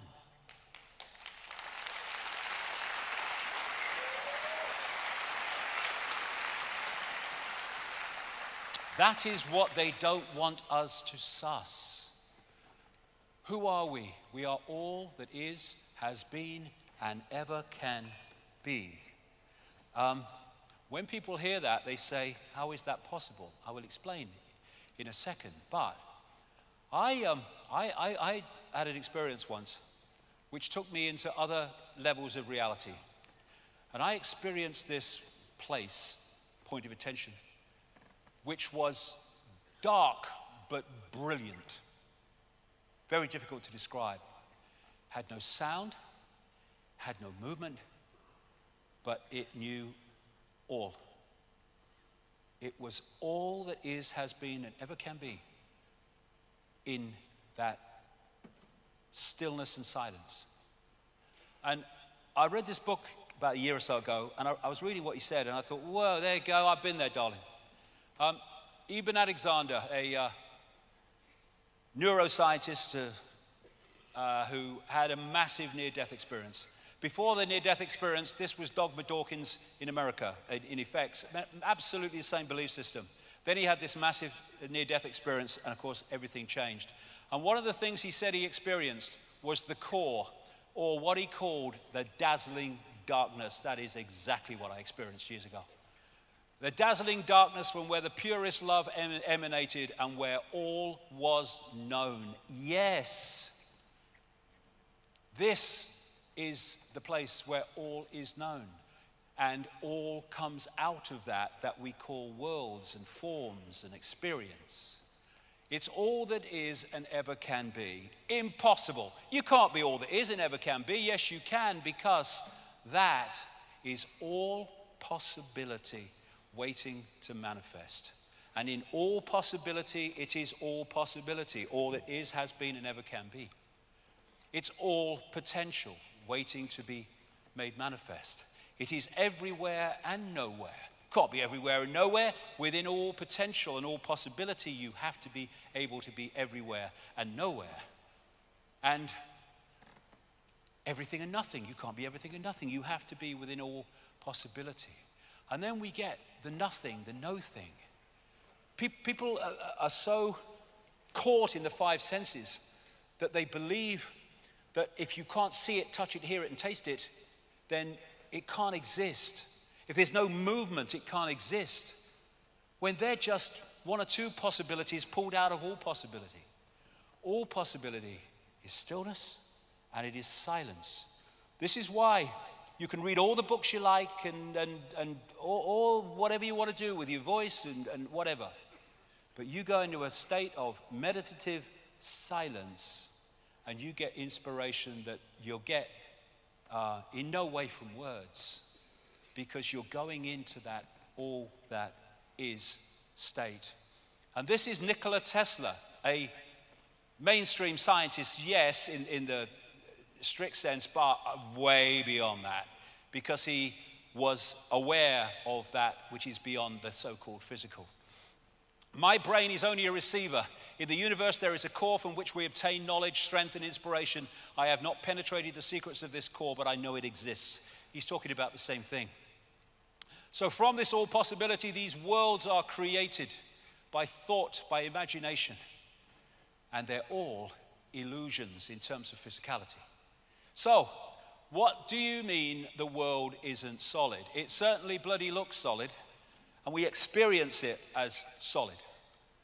But it can't be, for a start, because they tell us that this reality is made of atoms. Atoms have no solidity, and thus they cannot a physical solid world make. And as someone said, if you take the nucleus of the atom, it is, in relation to the size of the atom, about the size of a 10-cent piece. All the rest is empty space. And if you go into that deep enough, you'll find that is too. How can that make a solid world? What we call atoms and all these other things they talk about in science is the decoding system. When you put information in a waveform sense into a computer and the computer decodes it, there are certain stages of that decoding before it becomes that on the screen, this world. And science is so focused on the twigs and can't see the forest that it takes every twig in isolation. It doesn't realize it's part of one seamless decoding system. And so we are decoding from the waveform through the digital, I'll get to the digital in a minute, through to the holographic, illusory, physical. All these different levels, molecular and atomic and holographic as it is, and they're all different expressions of the decoding of this world. The world is a hologram. Everything that we see is form, it's a hologram. There's more to know even about that, but let's keep it at that level for now. And holograms are like, of the ones you buy in the shops, what they do is they get a laser, and the part of the laser goes off. It's a photographic print. Another part of the laser, in waveform, photographs the object and then hits the part of the laser that came straight onto the film. And that collision creates what they call an interference pattern. What is an interference pattern in a hologram? It's waveform information. Looks like a fingerprint. I don't think it's an accident either. And then, well, what is it? It's just waveform. But then you fire a laser at it, and amazing things happen. And what you are looking at is basically the same principle as dropping two stones in a pond, and they start a wave reaction. And as those waves collide, what you're looking at is a waveform portrayal, expression, of where the stones fell, how fast they fell, how heavy they were. It's an information field if you know how to read it. And so what happens with the holographic waveform information is when it's read, it becomes an apparently three-dimensional object. These are all holograms that we're seeing here from these waveform information patterns. And some of them, the best of them, can look as solid as you and me. This lady is a hologram projected from somewhere else. These are all holograms. He's been projected from somewhere else. Les Dawson did a whole bloody program, you might have seen it, the British comedian. Even though he's no longer with us, great man as he was, he did a whole program as a hologram. This lady isn't standing there, but appears to be. And so what we're doing is taking this waveform information, that the cosmic internet, and turning it into a holographic reality. And now, mainstream science is starting to see that this is something they need to explore. You are a hologram projected from the edge of the universe. New Scientist, one of the main scientist magazines in Britain. Scientific American, are you a hologram? Quantum physics says the entire universe might be. And here is a mainstream newspaper report. Russian researchers want to replace your physical body with a holographic avatar. Why and how? Because they're replacing a hologram technologically generated with a hologram biologically generated, but even now they're starting to biologically generate as well. And the wonderful, amazing characteristics of a hologram, which explains so many mysteries, is that every part of a hologram is a smaller version of the whole. So when you get one of those holographic prints of a picture in waveform, and you cut it into 4, and you fire the laser at each one, you don't get a quarter of the picture, you get a quarter-size version of the whole picture. Every part of the hologram is a smaller version of the whole. And that's why you see the human energy field is a smaller version of the planetary energy field. This is where as above, so below comes from. And then you have reflexology and acupuncture and all these things that can find points on the ear and the body and the foot, all over the body, that correspond with other parts of the body. It's because they are holographic and therefore smaller versions of the whole. You might have seen people who've photographed things with their hands when in various experiments that have been done, when I say photograph things, they've seen things with their hand. They've not seen them as clearly as with their eyes, but they've seen them. Now that is possible, although science says it's impossible. It's possible because there are sight senses in the hand, because it's a hologram, therefore all the senses are in the hand, just not as sharp as the main sense, in this case, eyes. The palm reading is all part of the hologram because the whole body is in the hand. And this is why the brain cells and the universe mirror each other. So there are scientists over the years who have said that this reality as we experience it only exists when we observe it. I would take that a stage further and say we only see it in this form when we decode it. And the act of observation is the act of decoding. So when they say that waveform suddenly takes a particle form, or they can take the same form at the same time, it's because it's the same information in different forms. And so when you look at this newspaper article, Your Mind Can Control Matter, physicist, atomic particles were shown also to be waves. Whether they manifested as waves or as particles depended on whether someone was looking. Observation influenced the physical reality of particles. In more technical language, observation collapsed the wave function. It decoded the wave function into holographic reality. So when we are not looking at this reality, we're not decoding it, it's just a waveform information field. Same with us.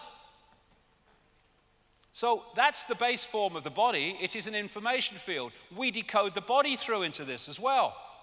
And if you can manipulate the way we decode reality, you can manipulate what we perceive. This is an example I've given many times, but I use it every time because it is so brilliant to explain what I'm trying to say here. There was a guy called Michael Tolbert. He wrote a brilliant book called The Holographic Universe about the scientific evidence for the holographic nature of what we call physical reality. And he told the story in that book of how he had a friend, his father rather, who had a party at his home, and he got a stage hypnotist along to do party tricks. And he got this guy called Tom, and he took him through the various things, and then towards the end he said, Tom, when I bring you back to a waking state, you're not going to be able to see your daughter in the room. So at that point he brings the daughter and stands her right in front of Tom. And Tom, the father's looking in her belly. So he brings him back to a waking state, apparently, and he said, Tom, can you see your daughter? Tom's looking around, can't see him. So everyone else in the room could see the daughter. He can't see the daughter. So the hypnotist went round her back, and the small of her back, he held something. He said, Tom, can you see what I'm holding? He said, well, you're holding a watch. Daughter's between him and the watch. He said, there's something on the watch, Tom, can you read it? He leaned forward, he read an inscription on the watch. Now, Dogma Dawkins and everyone else in the mainstream would say that's impossible, perfectly bloody logical. Because the base form of the daughter, like the base form of all of us, is a waveform information field. And if you don't decode that into the holographic reality, your holographic five senses can't see it because it's not in its reality. And so what had happened is the hypnotist had put, if you like firewalls in the decoding system, and the decoding system would not decode the energy field of the daughter. Everything else in the room, yeah, not the daughter. Everyone else could see her because they'd not been through that process. So the only way that he could see his daughter is when that firewall was unlocked and suddenly he's decoding her. Oh, there she is. Now imagine you know all this in great detail and you want to manipulate the global population. What power that gives you. And look at how the same information is there wherever you look with people with an open mind. Tesla, my brain is only a receiver. Central American shaman, we are perceivers, we are awareness, we are not objects, we have no solidity. We are boundless. We, or rather our reason, forget this, and thus we entrap the totality of ourselves in a vicious circle from which we rarely emerge in our lifetime. And the whole focus of the system is make sure we don't emerge. Who creates the universe that we see? We do. And thus, if we change our perceptions, we can change what we decode into a reality, and we can change society. We're not going to do it by stockpiling weapons. We're not even going to do it by mass protests. We're going to be doing it by creating a different reality, by coming from a different perception of what reality is. All that we see or seem is just a dream within a dream. And because everything is one, the dream is the dreamer, and the dreamer is the dream. They're both expressions of each other. And this is a massive way that this is manipulated, the right and left side of the brain. This is mainstream science here. This is not, where I'm coming from alone. Left side of the brain is structure. It's language. It's numbers. It's hierarchy. It's the world that we see. Right side of the brain is inspiration, intuition, creativity. It's the musician. It's the artist. It's the creative in anything. And this is Mercedes-Benz in an advert that was actually emphasizing these two very different functions of different sides of the brain. And what the system does, because it knows that this is where creativity is, this is what connects the dots. Because this sees the tapestry, this sees the strands. If they keep you in the left brain, it's all dots. You get in the right brain, the dots are a picture. That's why they don't want us to connect the dots. That's why they don't want us in the right side of the brain. And so they put the soldiers on the gate of the left side of the brain to stop the right side getting in and having an influence. And what is that?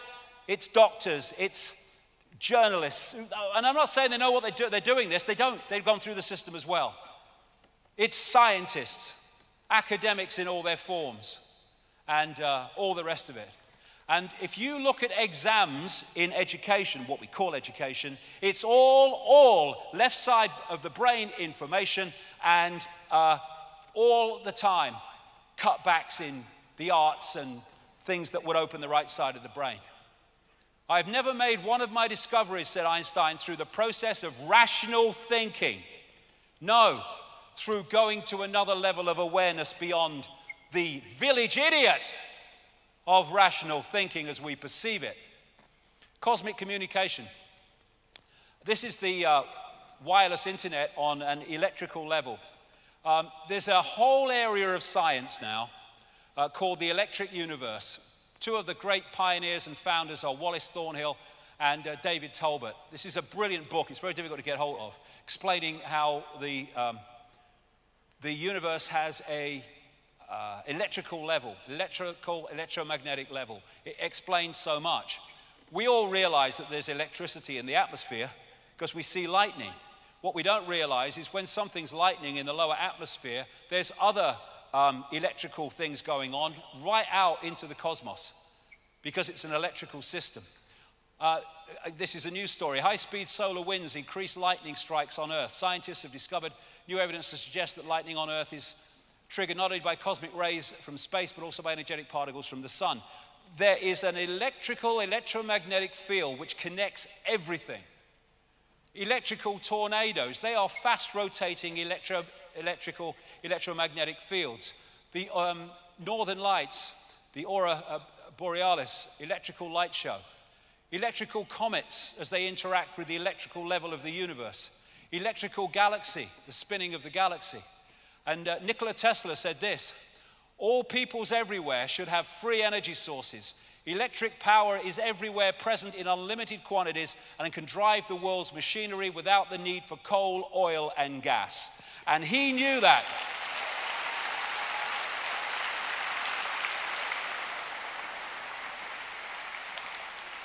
He knew that, and he died penniless in a hotel room in New York in 1943. And who are the forces that are suppressing this knowledge? The very sources that are telling you we must deindustrialize because of global bloody warming. That's a load of bollocks anyway. Scam. Gravity is powerful. Okay, the electrical force is about 1,000 trillion times more powerful than gravity. This is what the magnetic force is capable of. And as the electrical universe postulates, the force that holds the planets in their places and their stability are not gravitational forces, they are electromagnetic forces, which brings about a very simple thing. If you can, or something destabilizes those electromagnetic forces, then the planets go walkabout. And I'll get to this in part 2, but they went walkabout in geological terms very bloody recently. 99.99% of the universe or our reality is plasma. And plasma just happens to be an almost perfect medium for electrical forces. They say in the laboratory, plasma exhibits a lifelike ability to self-organize and cope with the stresses of its electrical environment. Why? Because it's conscious. Everything is conscious. And in the electrical universe arena, they can recapture happenings in the heavens in the laboratory using things like plasma focus devices. Try to get mainstream to replicate what they say happens in the universe and how. Electrical sun, plasma sun, almost entirely plasma, they say. Why? Because it is a processor of electrical power, information. Electric sun, I mean, it's not bloody obvious, is it? And they say that what the sun is like a nuclear reactor that starts in the middle and convects out. Well, they say there's a radiative zone. Well, apparently there's very little evidence, if any, for that. And the convective zone they've found is about 1% of it needs to be to do what they say it does. What the electrical universe position says, with tremendous evidence, is that actually it's coming the other way. It's not coming out from the sun, it's coming into the sun, being processed, and then going out from the sun in another form. In ultraviolet light, you have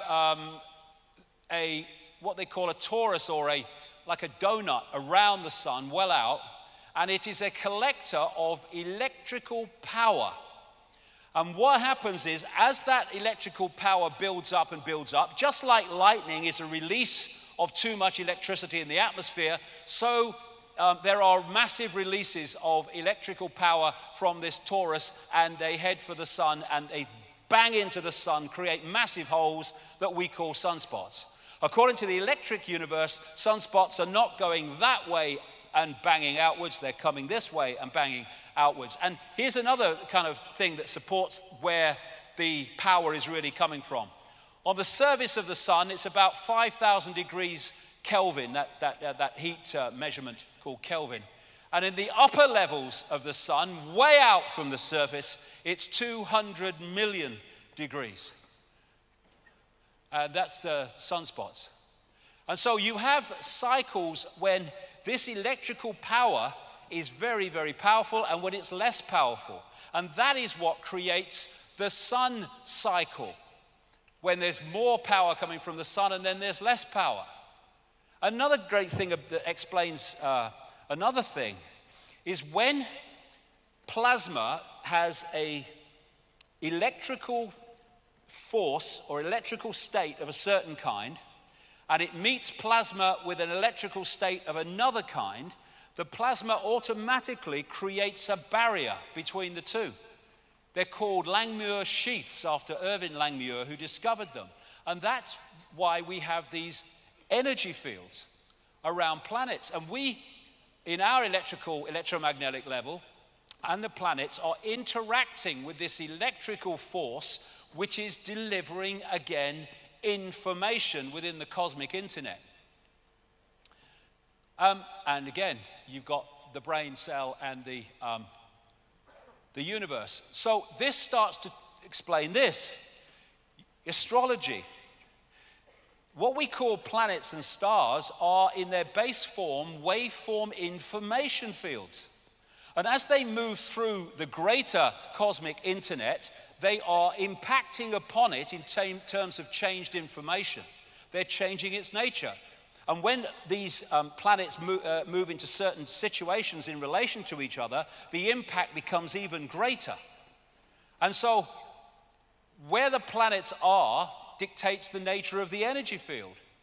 And when we come into this reality, we pick up the energy field at that point in the cycle. And so we pick up a different energy field to someone else. And we interact with the energy field as we go through our life, therefore, in a different way compared with someone else who comes into the cycle at a different point. And that's what we call astrology. And in its deep scientific level, it is a science. Not in the, local newspaper with a little one paragraph, but at its deep level, it is a science. In the right hands, everything in the right hands. And because we live in a hologram, this is a smaller version of the universe, a smaller version of everything we perceive to be above it. Now, time and space are great creators of illusion, and that's what they are, illusions. Far away, we see stars, we say they're billions of light years away. Hold on.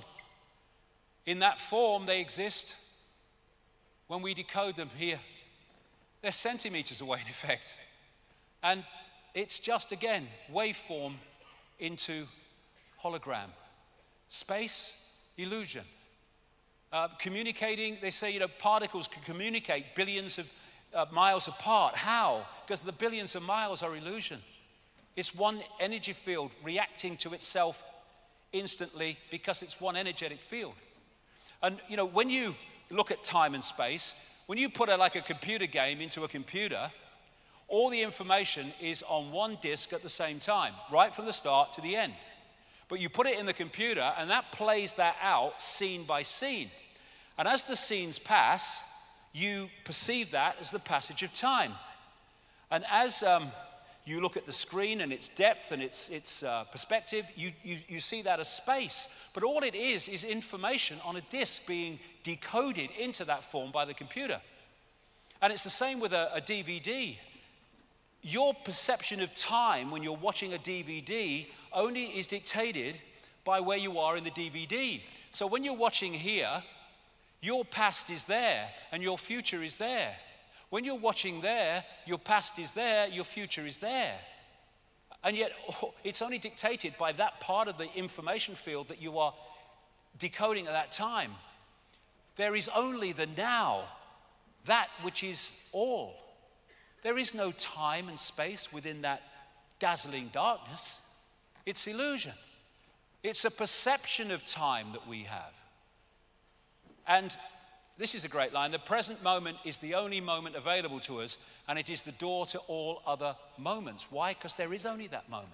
And the more we get pulled into the future, fear, more we get pulled into the past, regret, we're getting pulled out of the now into some illusory past and future.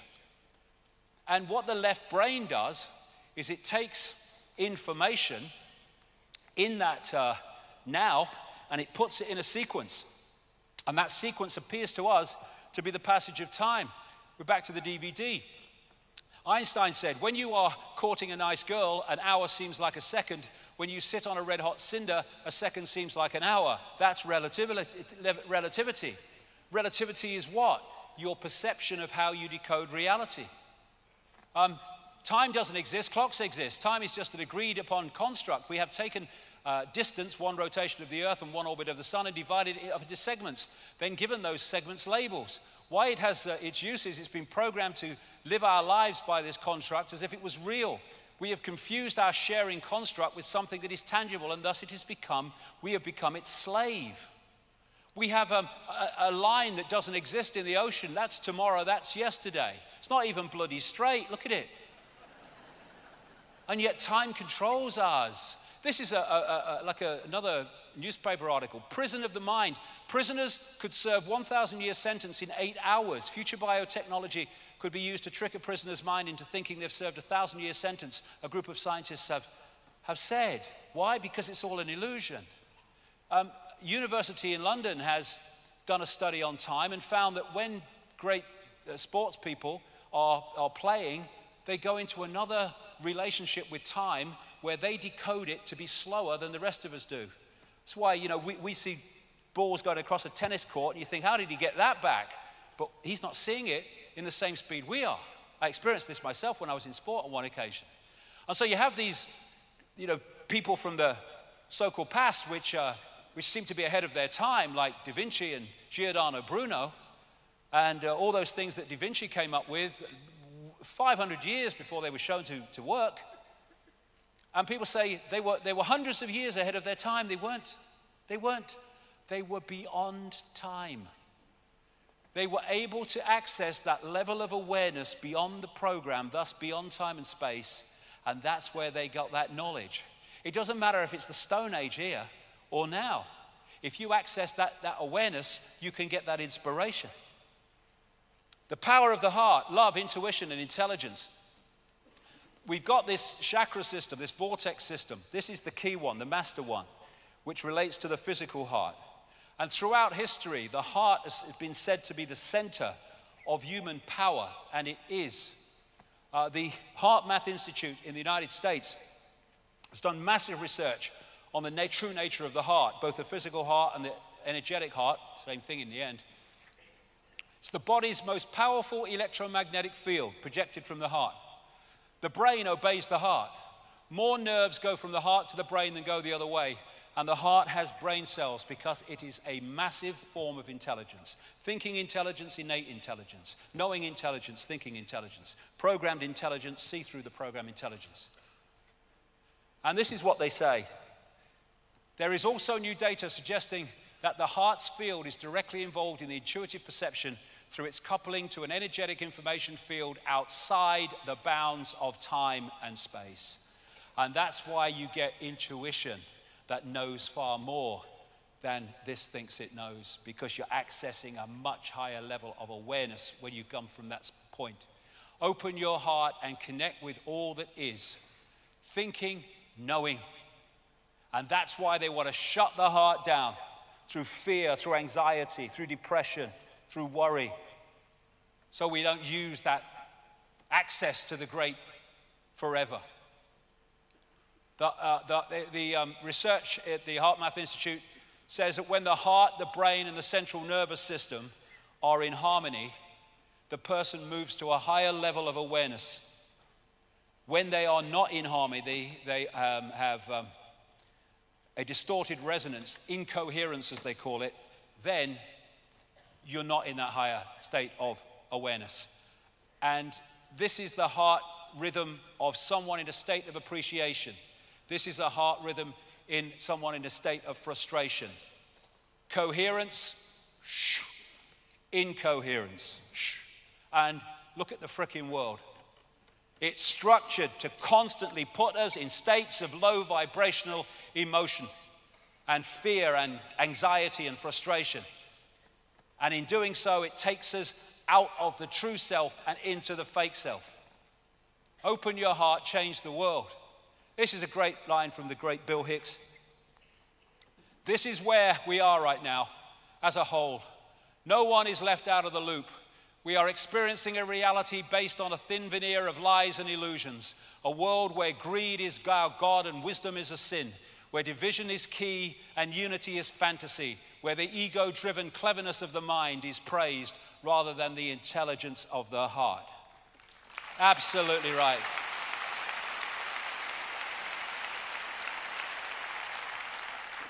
So let's quickly go to the digital construct, because I've been talking about going through the waveform, through the digital into the holographic. Numbers are simply expressions of states of waveform information. This is where numerology comes in. When people keep getting the same numbers recurring in their lives, God, not that number again. What's recurring is the same energy information fields. So on one level, it's a waveform. On another level, it's digital. It's numbers. This is why numbers are so important and so important in esoteric lore. And now we've kind of gone full circle. And now they are creating digital holograms, which is getting so close to what we're actually experiencing. It's unbelievable. This is, again, a mainstream article. And they look so real, digital holograms, so real that when Ford focused a digital hologram to show off a car concept model, people stopped, afraid to walk into it. They thought the holographic car was really there. That's the reality we're experiencing. That's a hologram, a digital hologram. And what they've now established is that these ACGT codes of DNA, they can be expressed as with computer language as a 1 or 0 on-off electrical charge. In other words, they cross over. And the Fibonacci sequence of numbers, where you add the number before to the next number to get the next number, 1 and 1, 2, 2 and 1, 3, 3 and 2, 5, can be found throughout nature, in the way that shells grow, the nature of the form of the human body, all these things, storms, waves on the sea, fingerprints. You find this because we're in a virtual reality universe, and one level of it is digital, so it must express itself like that. Symmetrical mathematics not only shows the nature of mathematics within our reality, it also emphasizes the holographic nature of our reality relating to those mathematics. So, given all that, is the universe a simulation? I've been saying it is for years and years and years. And here we have a mainstream article again. Physicists may have evidence that the universe is a computer simulation. How? They made a computer simulation of the universe and it looks sort of like us. And this is from the Massachusetts Institute of Technology, for anyone that thinks that, that's just kind of fantasy.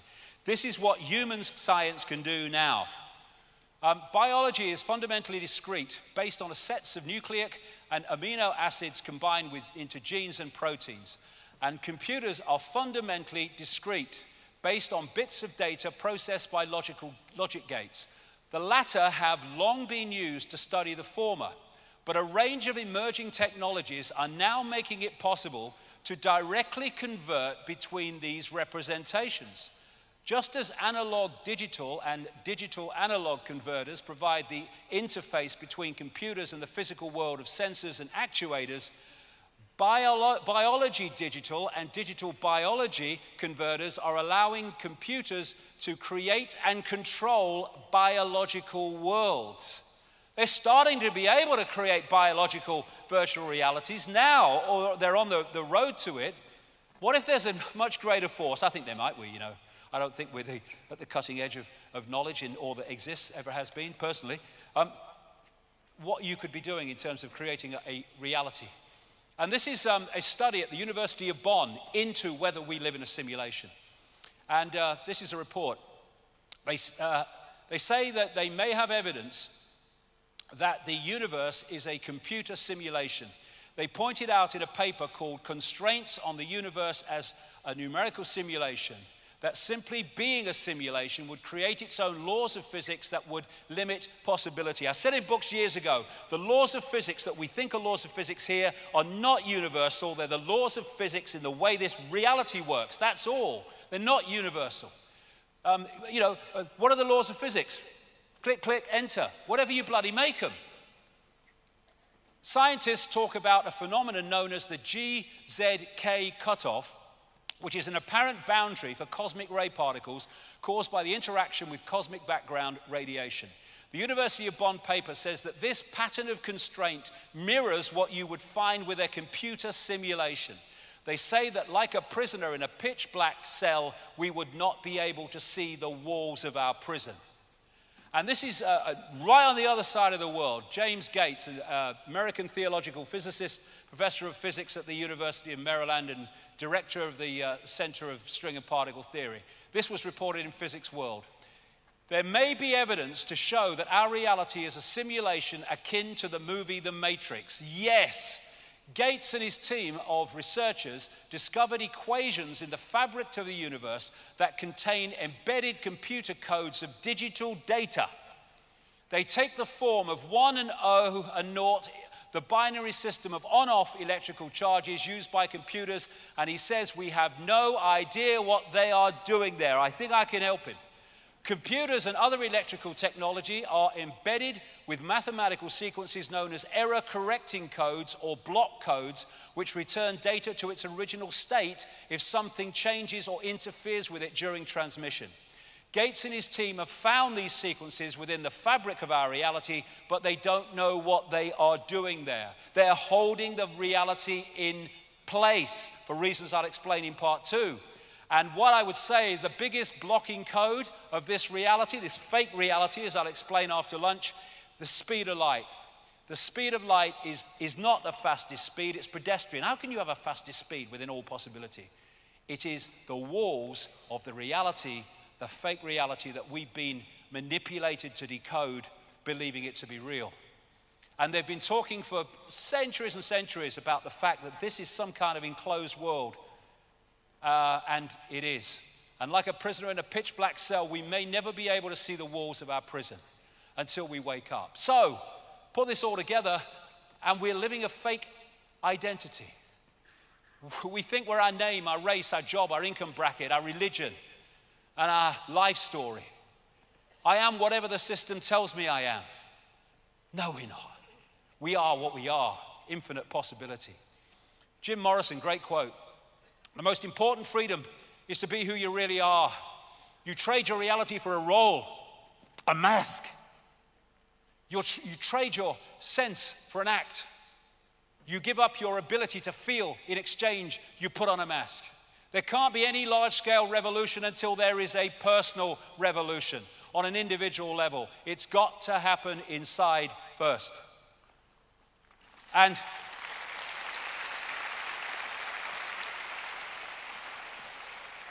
so we need to stop living the lie and start living the truth of who we really are. We are infinite awareness. We are not humans. That is our experience. We are infinite awareness having that experience. Infinite possibility. And this is a wonderful quote I've used a few times, but it's so brilliant from a near-death experiencer. What they experience outside of the body. Everything from the beginning, from my birth, my ancestors, my children, my wife, everything comes together simultaneously. I saw everything about me and about everyone who was around me. I saw everything they were thinking now, what they thought then, what was happening before, what was happening now. There is no time, there is no sequence of events, no such thing as limitation of distance, of period, of place. I could be anywhere I wanted to be simultaneously. That's who we are, and that's what the system is seeking to keep from us, to hold us in this one narrow band of point of attention. And bollocks begets bollocks. That's why the whole of our society is flawed and distorted and inverted, because it's coming from a totally fake position of the reality that we are. Yippee, we know all about the known. No, you know what you've been told. And if you tell the system back what you've been told, you pass exams and you progress within the system. Congratulations. Wisdom is knowing how little we know. And that doesn't mean you believe everything, of course not, but it means your mind is constantly open to all possibility. We are in an intellect prison. We worship the intellect. This is the isolated intellect without consciousness. Village bloody idiot. That's the intellect. It looks at dots and it focuses on dots, but it can't connect them to see the picture. And so, this is why infinite awareness, all that has been, ever can be, has been reduced to this.